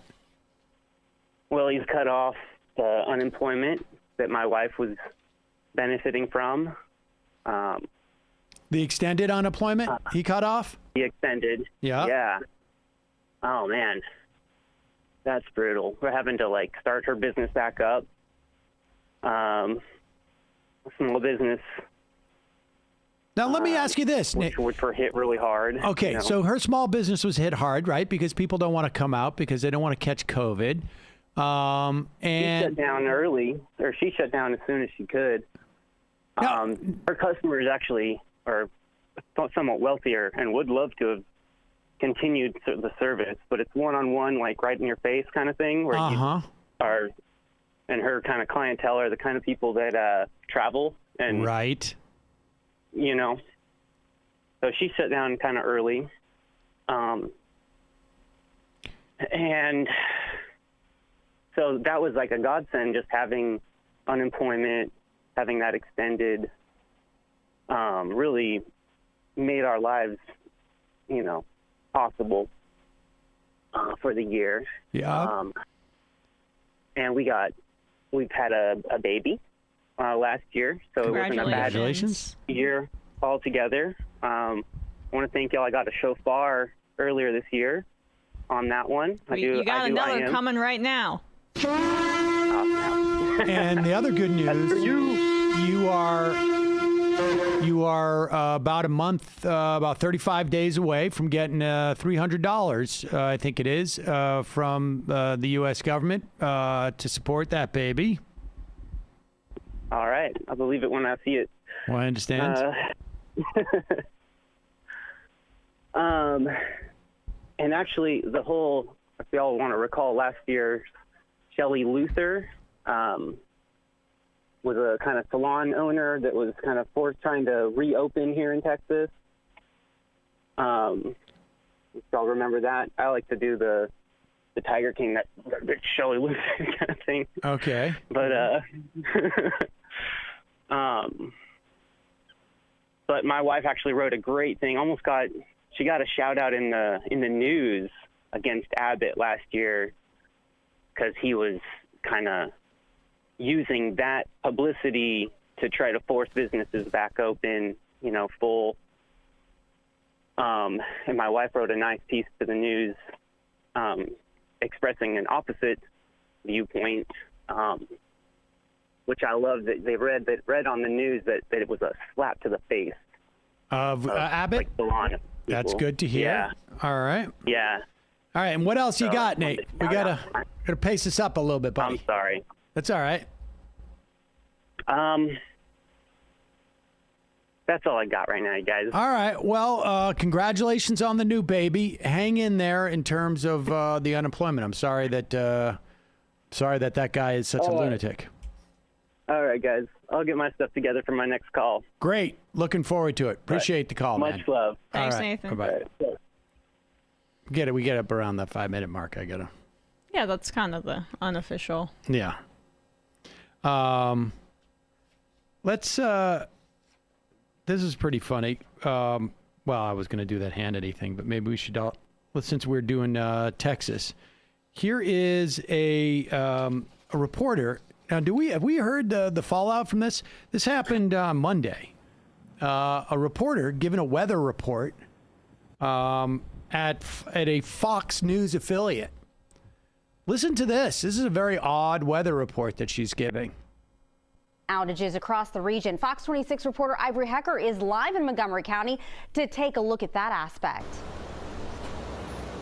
Thanks, guys. That's right. Before we get to that story, I want to let you, the viewers, know that Fox Corp has been muzzling me to keep certain information from you, the viewers. And from what I'm gathering, I am not the only reporter being subjected to this. I am going to be releasing some recordings about what goes on behind the scenes at Fox because it applies to you, the viewers. I found a nonprofit journalism group called Project Veritas.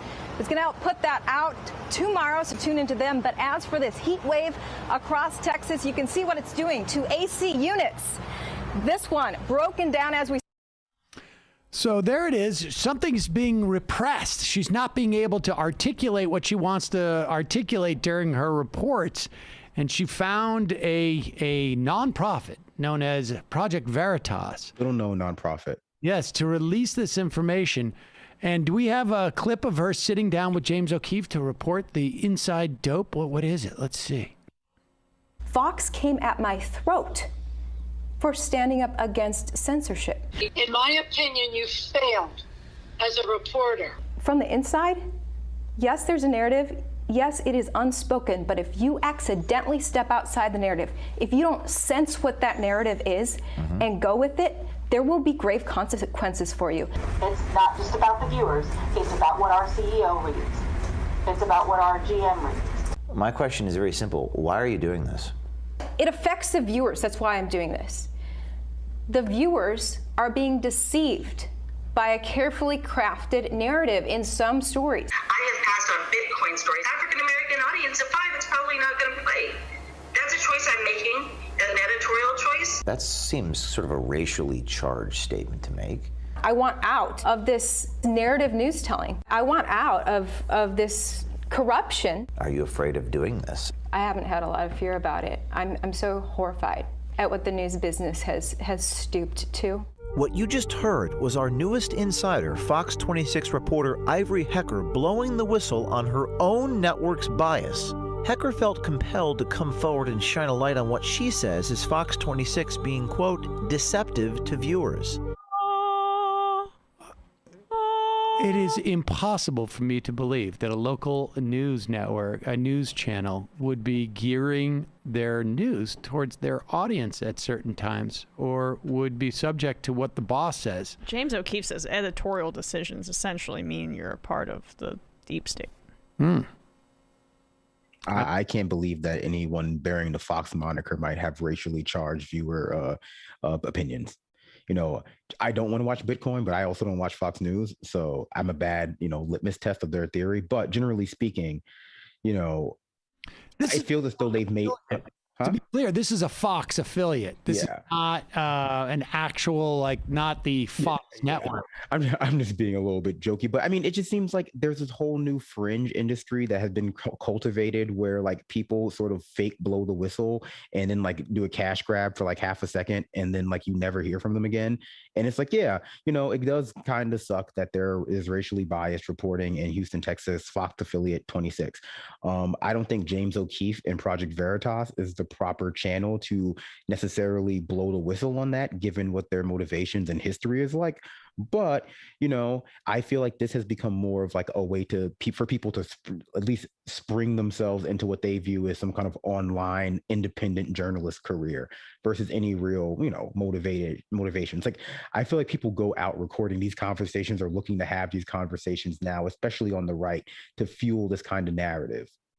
So it was essentially a Bitcoin story, right? That's what she's. It was such choppy editing. I really couldn't figure it out. He also promotes hydroxychloroquine as well. Okay. Well, you know what I did discern? Her name is Ivory Pecker. That's Hecker.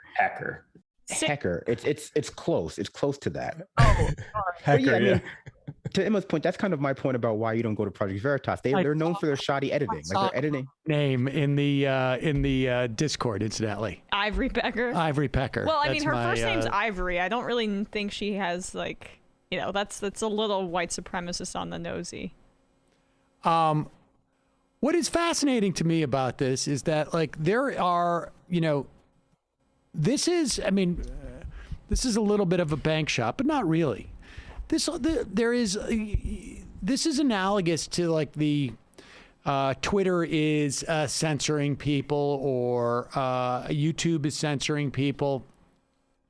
The bottom line is that the structure of our economy, the structure of capitalism is such that these people have never had an issue with the structure that allows for this. There is no way to reconcile this woman's complaints about her crappy local news channel, or frankly, people's problem with censorship on Twitter and YouTube. There's no way to reconcile that and the belief that corporations have the right to free speech. That corporations have speech, or that money is speech, or that regulations are a problem. There's just simply no way to reconcile these things. Otherwise, you're just basically saying I'm mad that they don't agree with my agenda as opposed to their agenda. If you actually, if this is a genuine issue, there are mechanisms in which to deal with this, and that involves resting a certain amount of freedom of contract away from the private sector. That's just the bottom line. And they can't reconcile this. They never take it beyond the dark forces that are bringing this about. Well, I mean, it's kind of like a a way that a motivation behind something like Q, right, where it's just dark forces and we're the force of good versus evil, and there's never any like systemic understanding. But Q doesn't hold another set of political ideological beliefs that they articulate. You know, like I'm thinking, like, you know, Greenwald complaining about the other day that, you know, about Twitter and YouTube. All right, buddy. Well, there's, you know, how do you reconcile that with believing that, you know, Citizens United has a 100% right, you know, that speech equals money? I mean, how do you then propose under that ideological framework to do anything about this? For me, it was kind of hard to understand what her exact critique of them was and what the evidence of it was, because of the, you know, the James O'Keefe Project Veritas touch of incredibly shoddy, spotty editing. All you could really get out of it was that the news channel was making a decision about what to air, specifically about one story she seemed upset about, and then like some, you know, harsh criticism from the VP and CEO that may or may not be unrelated to that story based on how it's edited, that, you know, they don't think African-American viewers want to see, you know, a Bitcoin story at 5 p.m. That kind of fits into what we've been talking about a lot, about the marketing narratives that are driving a lot of these decisions in companies that people are mistaking for like censorship. And it's like, yes, is there a racial motivation to believe that Black audiences don't want to see Bitcoin? Absolutely. It might be true, might be based on their own marketing research, might be unique to a Houston audience, and maybe they're just doing it wrong. Who knows? But that's the same kind of shoddy marketing that goes into deciding that like people want to see wall-to-wall crime reporting on local news, even though crime is going down. Like, you know, we've had these, like you said, we've had these sort of trends in our society for so long, and they want to focus on this little micro example that they can point to that actually is starting to affect them while keeping the larger structure intact, which we just can't do. It's a, you know, it's kind of a criticism without any real vehicle to, you know, solve the problem. Just like Tucker Carlson, like you're saying that the FBI has infiltrated all of these places. Well, I don't like the FBI. I'm willing to believe you 100%, but you could tell me the whole FBI did it. But, you know, what's the next step? How do we stop the FBI? Like, well, how do we figure out what's going on? But they don't want to do that because, you know, the same structure that uphold the FBI, who's theoretically behind this, that uphold, you know, the Fox News affiliate in Houston, are the things that more or less has left them comfortable, and they just want to, you know, hash out this one little problem that they have with it, that they can't do their Bitcoin story at 5 p.m., you know, primetime news hours. And it probably has less to do with the African-American viewers, and just like the regular everyday average person doesn't care about like what's going on with the Bitcoin economy because Elon Musk made a tweet, right, about like, I don't know, Poon Coin or whatever new, like whatever new thing is happening today. It's like, yeah, because it's stupid. It's stupid. It's a stupid story. No offense, but. Well, no, I mean, give offense, right? And to me, I was just saying that. No, I meant offense. Yes, please. Like, I am happy though that we're seeing an extension of this project from the Trump era, which is right-wing media mistrusting the institution of Fox News and now trying to expose it. And there's a market for that, right? That's why James O'Keefe and Project Veritas are picking this up. Oh, there's something shadowy and shady behind Fox News's intentions. Yeah, no shit. So I love that if they're going to be taking fire from the left, as they always have been, and also from the crazy right-wingers, more power to them, to be honest with you. Right. But again, to be clear, this is not Fox News. I know. But the only, like, I think broader appeal to this story is that it is a Fox affiliate. I mean, that's what they're hyping, is it not? I think, you know, it could be any affiliate. I mean, I guess that maybe they're trying to establish their independence from Fox and trying to hoodwink people into thinking that this is Fox News.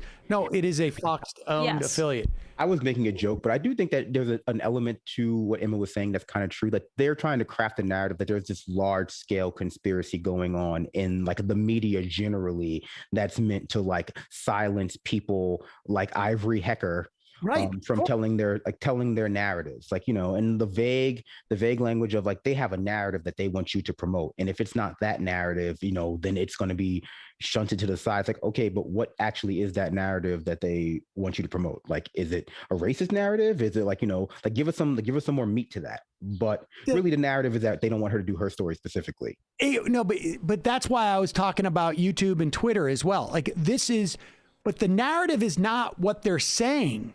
is being silenced. It's that they are being silenced because they're conservative. Right. And so whatever it was, like, therefore, any critique of them applies into this narrative because it's not they're silencing a certain line of thought. It's that they're silencing a certain line of thinkers. Absolutely. And unfortunately, because I think, in my opinion, we erase labor and class and capitalism from the language and lexicon and how people analyze society, they can never take it to the next level of like, well, why are they erasing my voice? Because in a lot of these situations, you know, it's less of a racialized motive when you're coming after Ivory Hecker, which is what they were trying to imply, and more of a capitalistic motive, which is that like no one wants to see that story and people are going to turn the channel. And we don't even know what they replaced that story with. We don't know if they replaced it with something else. You know, maybe they replaced it with something more about like housing security or et cetera, et cetera. But all we know is that they silenced her, which is not really an in-depth analysis because they lack the tools to determine why. They don't know what's going on. So they can only point to like a vast conspiracy. That's pretty good. I love it. I love to see this. Their conspiracies are bad, though. I heard a new conspiracy, not to interrupt, where like a QAnon guy said that like birth certificates was America selling babies' souls to the Vatican. And I was like, boom, that's a great conspiracy. You don't hear stuff like that every day. Yeah, we need to get into anti-papist stuff again in America. I mean, just think of like it's easy it's easy to say, but I mean, think of the apparatus. Like, there's so many babies born in this country. Like, who's going through all of these birth certificates and deciding which souls they're going to buy? And how do you put a price on that? Oh, it's $500,000 apparently. I don't know if that's $500,000 or euros or whatever the currency of the Vatican is. I assume it's not souls because you can't buy souls for other souls, but you know. Do we know how many babies are born in the country each year? I mean, this is where... Think about what this could do for the infrastructure bill. Maybe this is where our GDP comes from. Maybe we don't produce anything. Maybe this is what supports the dollar. This is paid for. Exactly. This is a good conspiracy theory. This is like where this leads you in the right directions. Yeah, and like the younger the baby, the better. That's why the left wants abortions, right? I would love for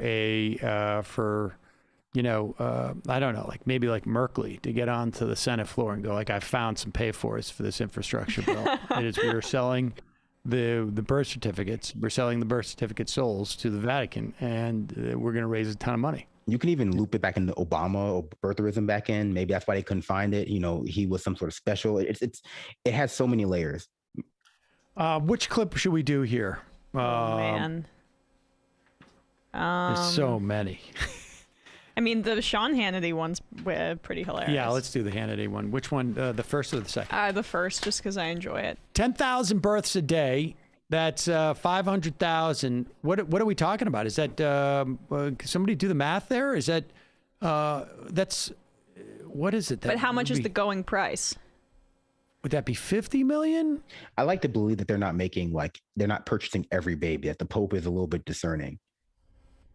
That's the thing. We would need more information on this as to like how much we could actually pay for with this. I hate to say it, but you know, Tucker Carlson is blocking this investigation too.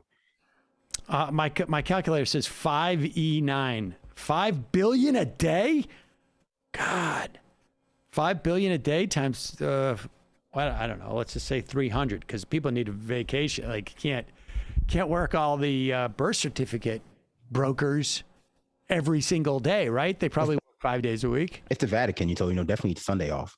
Right. Okay. So 6 days, six days. So the babies that are born on Sundays, like lucky. Let's call it 310 days a year. You're getting $5 billion a day. I mean, we're paying for, like, we almost got universal health care. We get a single payer out of this practically. Well, look, I mean, the Vatican can pay off all of our debt that we owe to China that's going to invade shortly and take all of our resources and money. Should we do clip number 6 or 7? Well, I need to pull that up again. I want to do 6 just because I find it amusing. Yeah, this is pretty funny. Here's Sean Hannity. I don't know why Lindsey Graham is not biting on this. It's interesting. Well, because Lindsey Graham's primary interest is, U.S. hegemony, and so he actually genuinely in this one instance does not want to make Biden look weak, right? Because it's this adversarial relationship with the rest of the world and we have to be the empire. So he's not buying into what Hannity's trying to do here. Biden's feeding the narrative that he's not able to stand toe-to-toe with Putin. If you don't, well, do you think he is? Because I don't. Another cyber attack. Well, I'm pulling for America. Let's just I didn't say I'm not pulling for America. I'm saying he's not capable. Yeah, that's what I'm saying. I don't see a guy strong enough. And his policies indicate to me. There you go.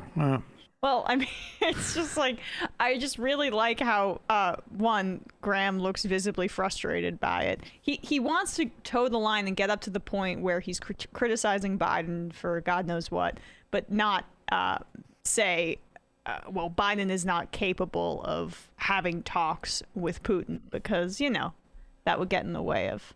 I love Lindsey Graham going on Sean Hannity project. and making a face like, I feel like this guy is not taking this seriously.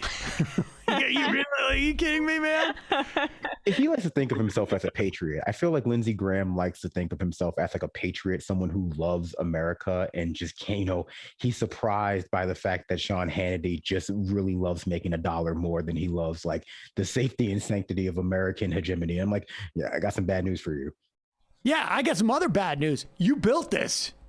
You know, like Lindsey Graham built this too. Like, yeah. Well, I mean, he's trying to toe an impossible line there, right? Like, what was he saying at the beginning? Biden doesn't know what he's doing, but at the same time, he's trying to say that Hannity isn't rooting for America. It's just like a distinction without difference. Hannity is still really caught in that narrative of like, Joe Biden doesn't know where he is. He's completely, you know, and it has not been. It's not salient because it doesn't have just the sweet, sweet racism that they were able to bake into every argument against Obama. Yeah. The kind of loony older guy, people still remember the guy before him, similar age, much more loony. Yeah. I mean, that's just the Republican Party. That's their base. Like the average age of Fox News viewers is like 80 plus. So how much can you really lean into the fact that being senile should make him unqualified for jobs? Because there are got some bad news for people too. A lot of senile CEOs, a lot of senile people in higher management in a lot of these Fortune 500 companies who have been there, you know, just due to more or less inertia for the past 30 years. I think, what was the story about the Trump patriarch? They used to just give him fake news or like fake paperwork to do after he got senile, but still tell him he had a real job. It's like large portions of our, you know, economy, of our industry, of our political, you know, system is just meant to coddle an elderly generation of people who still have a lot of power. And so you can only go so far against, you know, Biden before it's like, are you saying that 80-year-olds shouldn't be allowed to drive? And it's like, well, is this some type of tip that none of this is actually being broadcast? What? That you guys are just doing this Zoom to humor me? We haven't approached that part of the action plan yet. But we're prepared. Talk about it separately, right? Yeah. But I mean, come on, Brandon. That was such Yeah, Sam, we have this new thing called Peacock, and it means we have to end the show at 2:30 every day.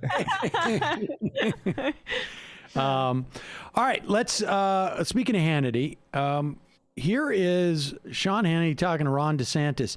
You remember when Sean Hannity, I don't know when this was this 6 years ago, where Andrew Cuomo said we don't like any of the hard right conservatives in New York State.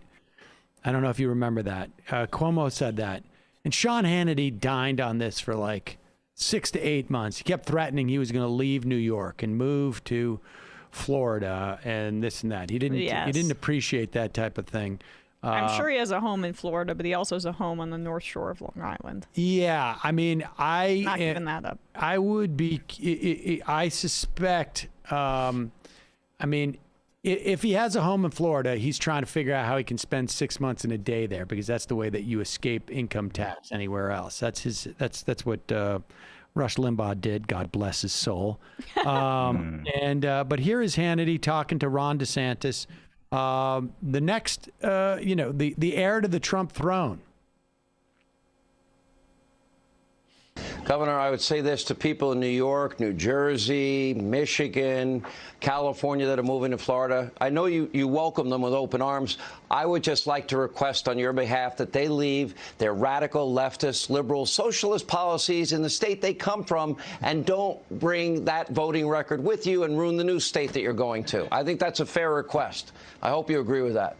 Well, the good thing is a lot of them are leaving because of those radical policies, and they've actually been repelled, and they're coming because we are an oasis of freedom. So I think that that's really a good sign. And by the way, you spend half as much as New York with no income tax and better infrastructure. We should tell Apply you. to you, Sean, living in a blue state? Yeah. Better infrastructure, maybe at Disney World, but everywhere else, no. And the reason why people are leaving those northern states is because it is warmer in Florida. It turns out. It's interesting. You don't see people like moving from North Carolina to Florida. It's because it's warmer. Also, there's a degree to which this is wishful, because Texas has already had stories about how movers into Texas are more liberal than the average Texan. Doesn't mean they're like, DSA members, Right. but like they're like richer, liberal, yuppie types. And that is going to have an effect on politics. Yeah, it's not happening in Florida because there are older people going down there. Yeah. Right, yeah. Sounds like he's trying to police free thought and free movement, connecting Build a wall. movement. We should have a wall around every state, honestly. That's the next step. Let's go. We'll take one more phone call. Calling from a 313 area code. We got a lot of people waiting. Sorry, a lot of you have been on for almost an hour. 313. Who's this? Where are you calling from? Hello. Hello. Hi, this is Stephanie from Minnesota. Hello, Stephanie from Minnesota. What's on your mind? I just called to talk about. Sorry if my voice is shaky. I'm like very excited. No, it's great. Yeah, I just called to talk about an experience I had meeting my senator, Eric Pratt, from a few months ago. Basically. Okay, go ahead.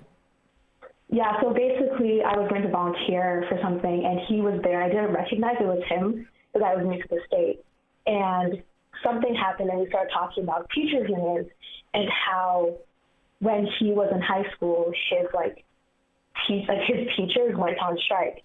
And he had a very, childish approach to it. He was very much like, oh, I hate that, they have to go on strike they decided to go on strike because I couldn't get a scholarship and blah, blah, blah, blah. And I was just like, the entire time I was like, oh, well, isn't it kind of like the teachers have to go on strike to get better wages? And he was like, no. They just shouldn't have gone on strike because it would have been better for me in the long run. And as I was listening to it, I was just wondering, how much of the conservative pushback against unions is that kind of childish attitude that, oh, they choose to do this for fun and not it's something they have to do to ensure rights. I don't know. And now Eric Pratt, we should say, is a state senator in Minnesota. He is a Republican from I guess with the District 55 near the Twin Cities. And so he if I understand what you're saying, he's saying that they went on strike just because they didn't want to work, essentially. It was sort of that attitude. I was just calling as because I've also talked to other Republicans who are also anti-union, and their approach is very much in that same sort of idea. Why are they going on strike when it's inconveniencing me? Right. Does that make sense? Yes. And it also begs the question of well, because his thing was also that he wished that it he could have gotten scholarships for that, and I was like, but the scholarships wouldn't have been that necessary if we have taxpayer-funded college. So very much that, and just the childish and the childish attitude and the lack of empathy and imagination with stuff like that. Well, it does not bode well for the Republican project of being the Workers' Party. Yeah. Well, appreciate the phone call. Yep. Bye. All right, that finishes the phone call portion of our program today, ladies and gentlemen. And we will move on to some of the IM. Jay Breezy. Oh, you have sound. Peachy Keen, the right is trying to take over local education. The 1776 Project PAC is funneling money into the local level force implement the failed 1776 Commission directly into public schools. The left needs to counter because this is going to be a huge issue in local elections. There has been a very concerted effort, and it's also around critical race theory, which is fascinating because there's a great story about where is that story I have? That a reporter in Alabama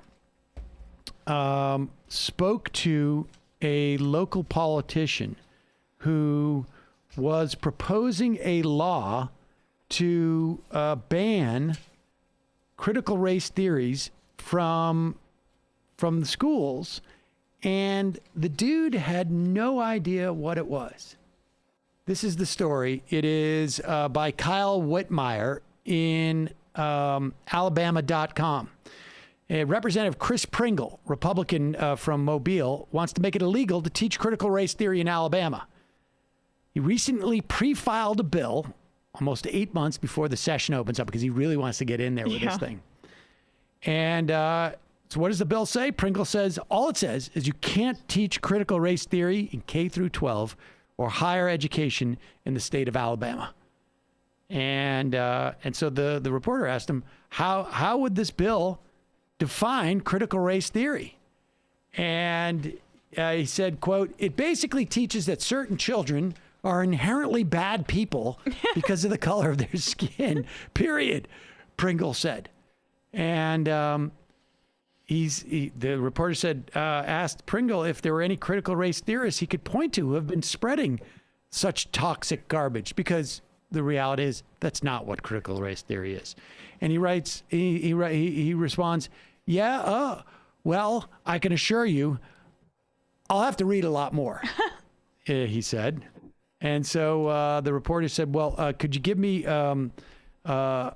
any examples of where critical race theory is being put into practice? And he said, quote, these people, when they were doing the training programs and the government, if you didn't buy into what they taught you 100%, they sent you away to a re-education camp. And so the reporter said, well, who are these people? And he said, he's got an article. He's looking for an article. It doesn't say who it was. It just says a government that held these training sessions.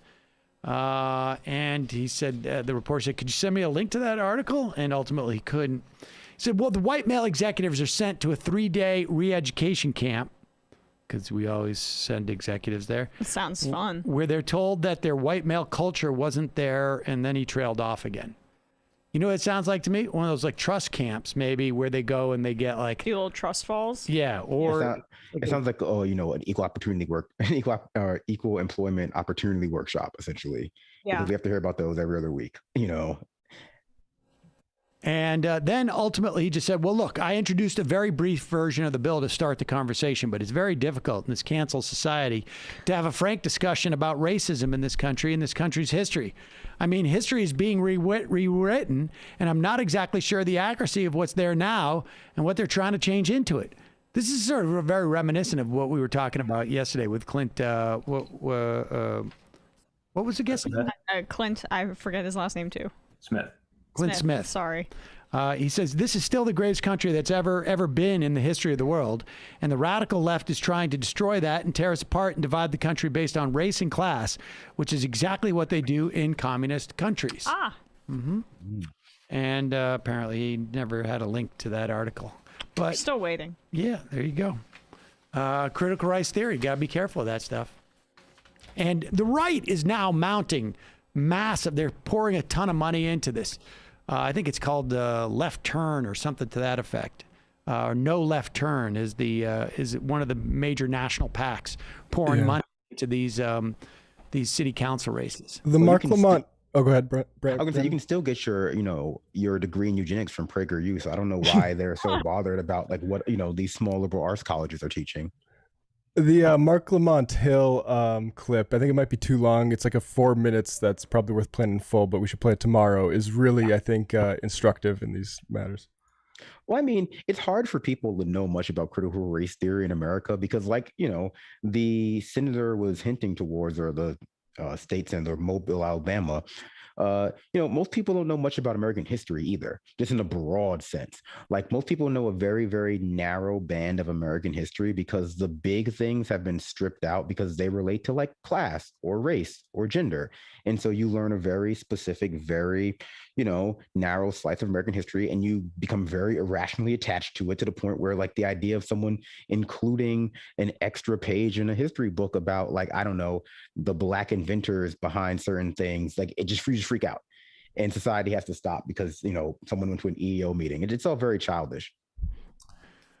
Let's go to Hugo, the health inspector. Disrobe at will. Don't bother with courtesy. Tissues on the seats. Just started watching Bob's Burgers last week, and Hugo cracks me up. Sam, insatiable lust for sweets. Would you guys ever consider having a guest on to discuss the history of union busting and independent contractors in professional wrestling and MMA? If so, consider reaching out to Dave Meltzer, publisher of the Wrestling Observer newsletter. Maybe. That might be interesting.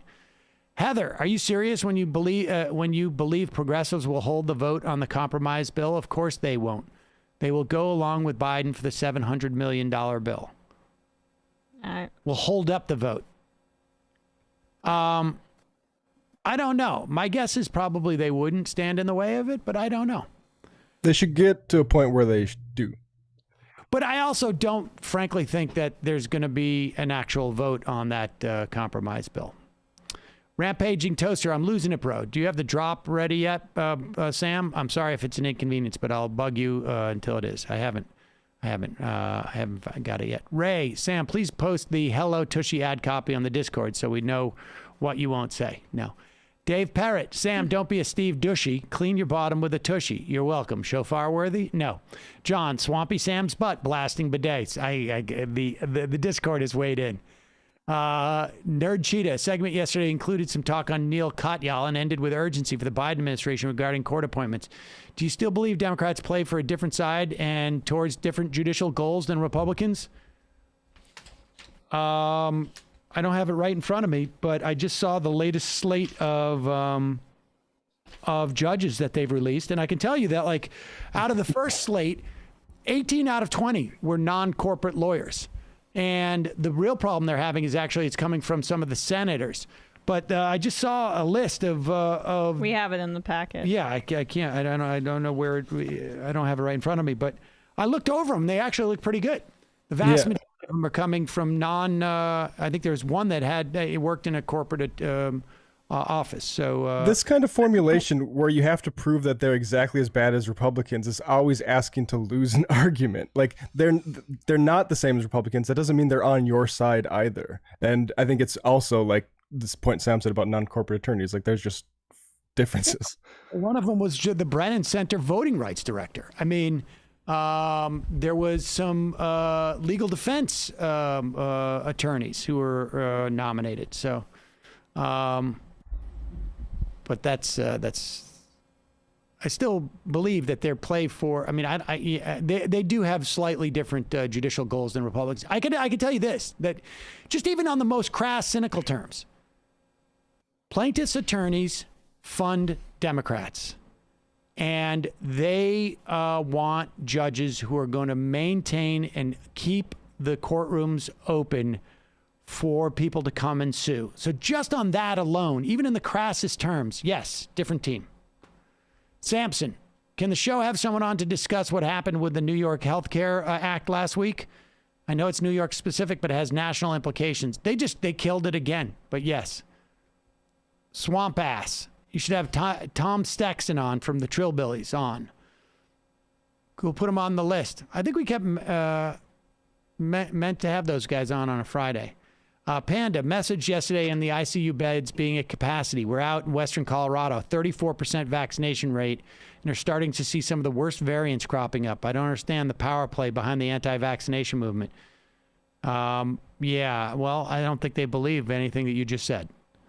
McLean, Sam, I'm a specialist engineer in oil and gas based in London. All the design companies in Europe made major redundancies as soon as the pandemic started. They knew there was going to be no recovery back to normal long ago. Not 100% sure how to read that. Men's reactivist. Is Mother Earth really so great? Some 13-year-old boys I have a relationship with are worried that the environment is oppressive to men. This is a serious and not a cry for help. Cosmopolitan. Just a reminder, Joe Manchin was the governor of West Virginia 5 years before he became junior senator. He was already well known and connected within the Appalachian aristocracy before the ad Sam mentioned. He just may have swung a few R's over from John Race, who is a real piece of work. Yes. MIDI Doctors. Hey, Sam, hit the likers and subscribe. Koopa, great guest today. We need to focus on building public renewables across the country. There's no reason to believe private companies will voluntarily invest in green energy. Indeed. All right, 3 more and then we're out of here. Misfit Black Girl. Oh, this is a long one. Oh, it's too long. The disincentive versus incentive thing is why I get irritated at people's faith in ordinarily people's spending power to change things. It always upsets me when people talk about this way about the Birmingham bus boycott.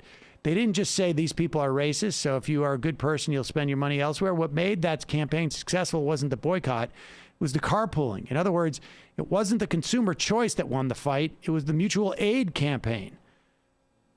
Yes, that's a good point. It was also, I hope people know that it was very much plotted out. Back at that Vegas conference I go to, I spoke to Fred Gray, I think his name was. This was maybe 8 years ago. He was Rosa Parks' lawyer. And she was specifically, I don't know if she volunteered, but I think she was secretary at the NAACP. I think she was the secretary at the, I don't want to say that because I'm not 100% sure, but I mean, it was a sort of a planned out type of thing. But yes, you're right. The mutual aid was essential because it basically is like a strike fund. Maddie Light, extremely pedantic point, but Texas is often brought up with our energy infrastructure and how the government hasn't fixed it yet. They forget Texas still hasn't fixed its draining issue since Hurricane Harvey. This government sucks. And 2 days, Sean, 2 more. Ivory Pecker, I think I found my porn name. Thanks, Emma. Sean from NorCal. And the final I am of the day.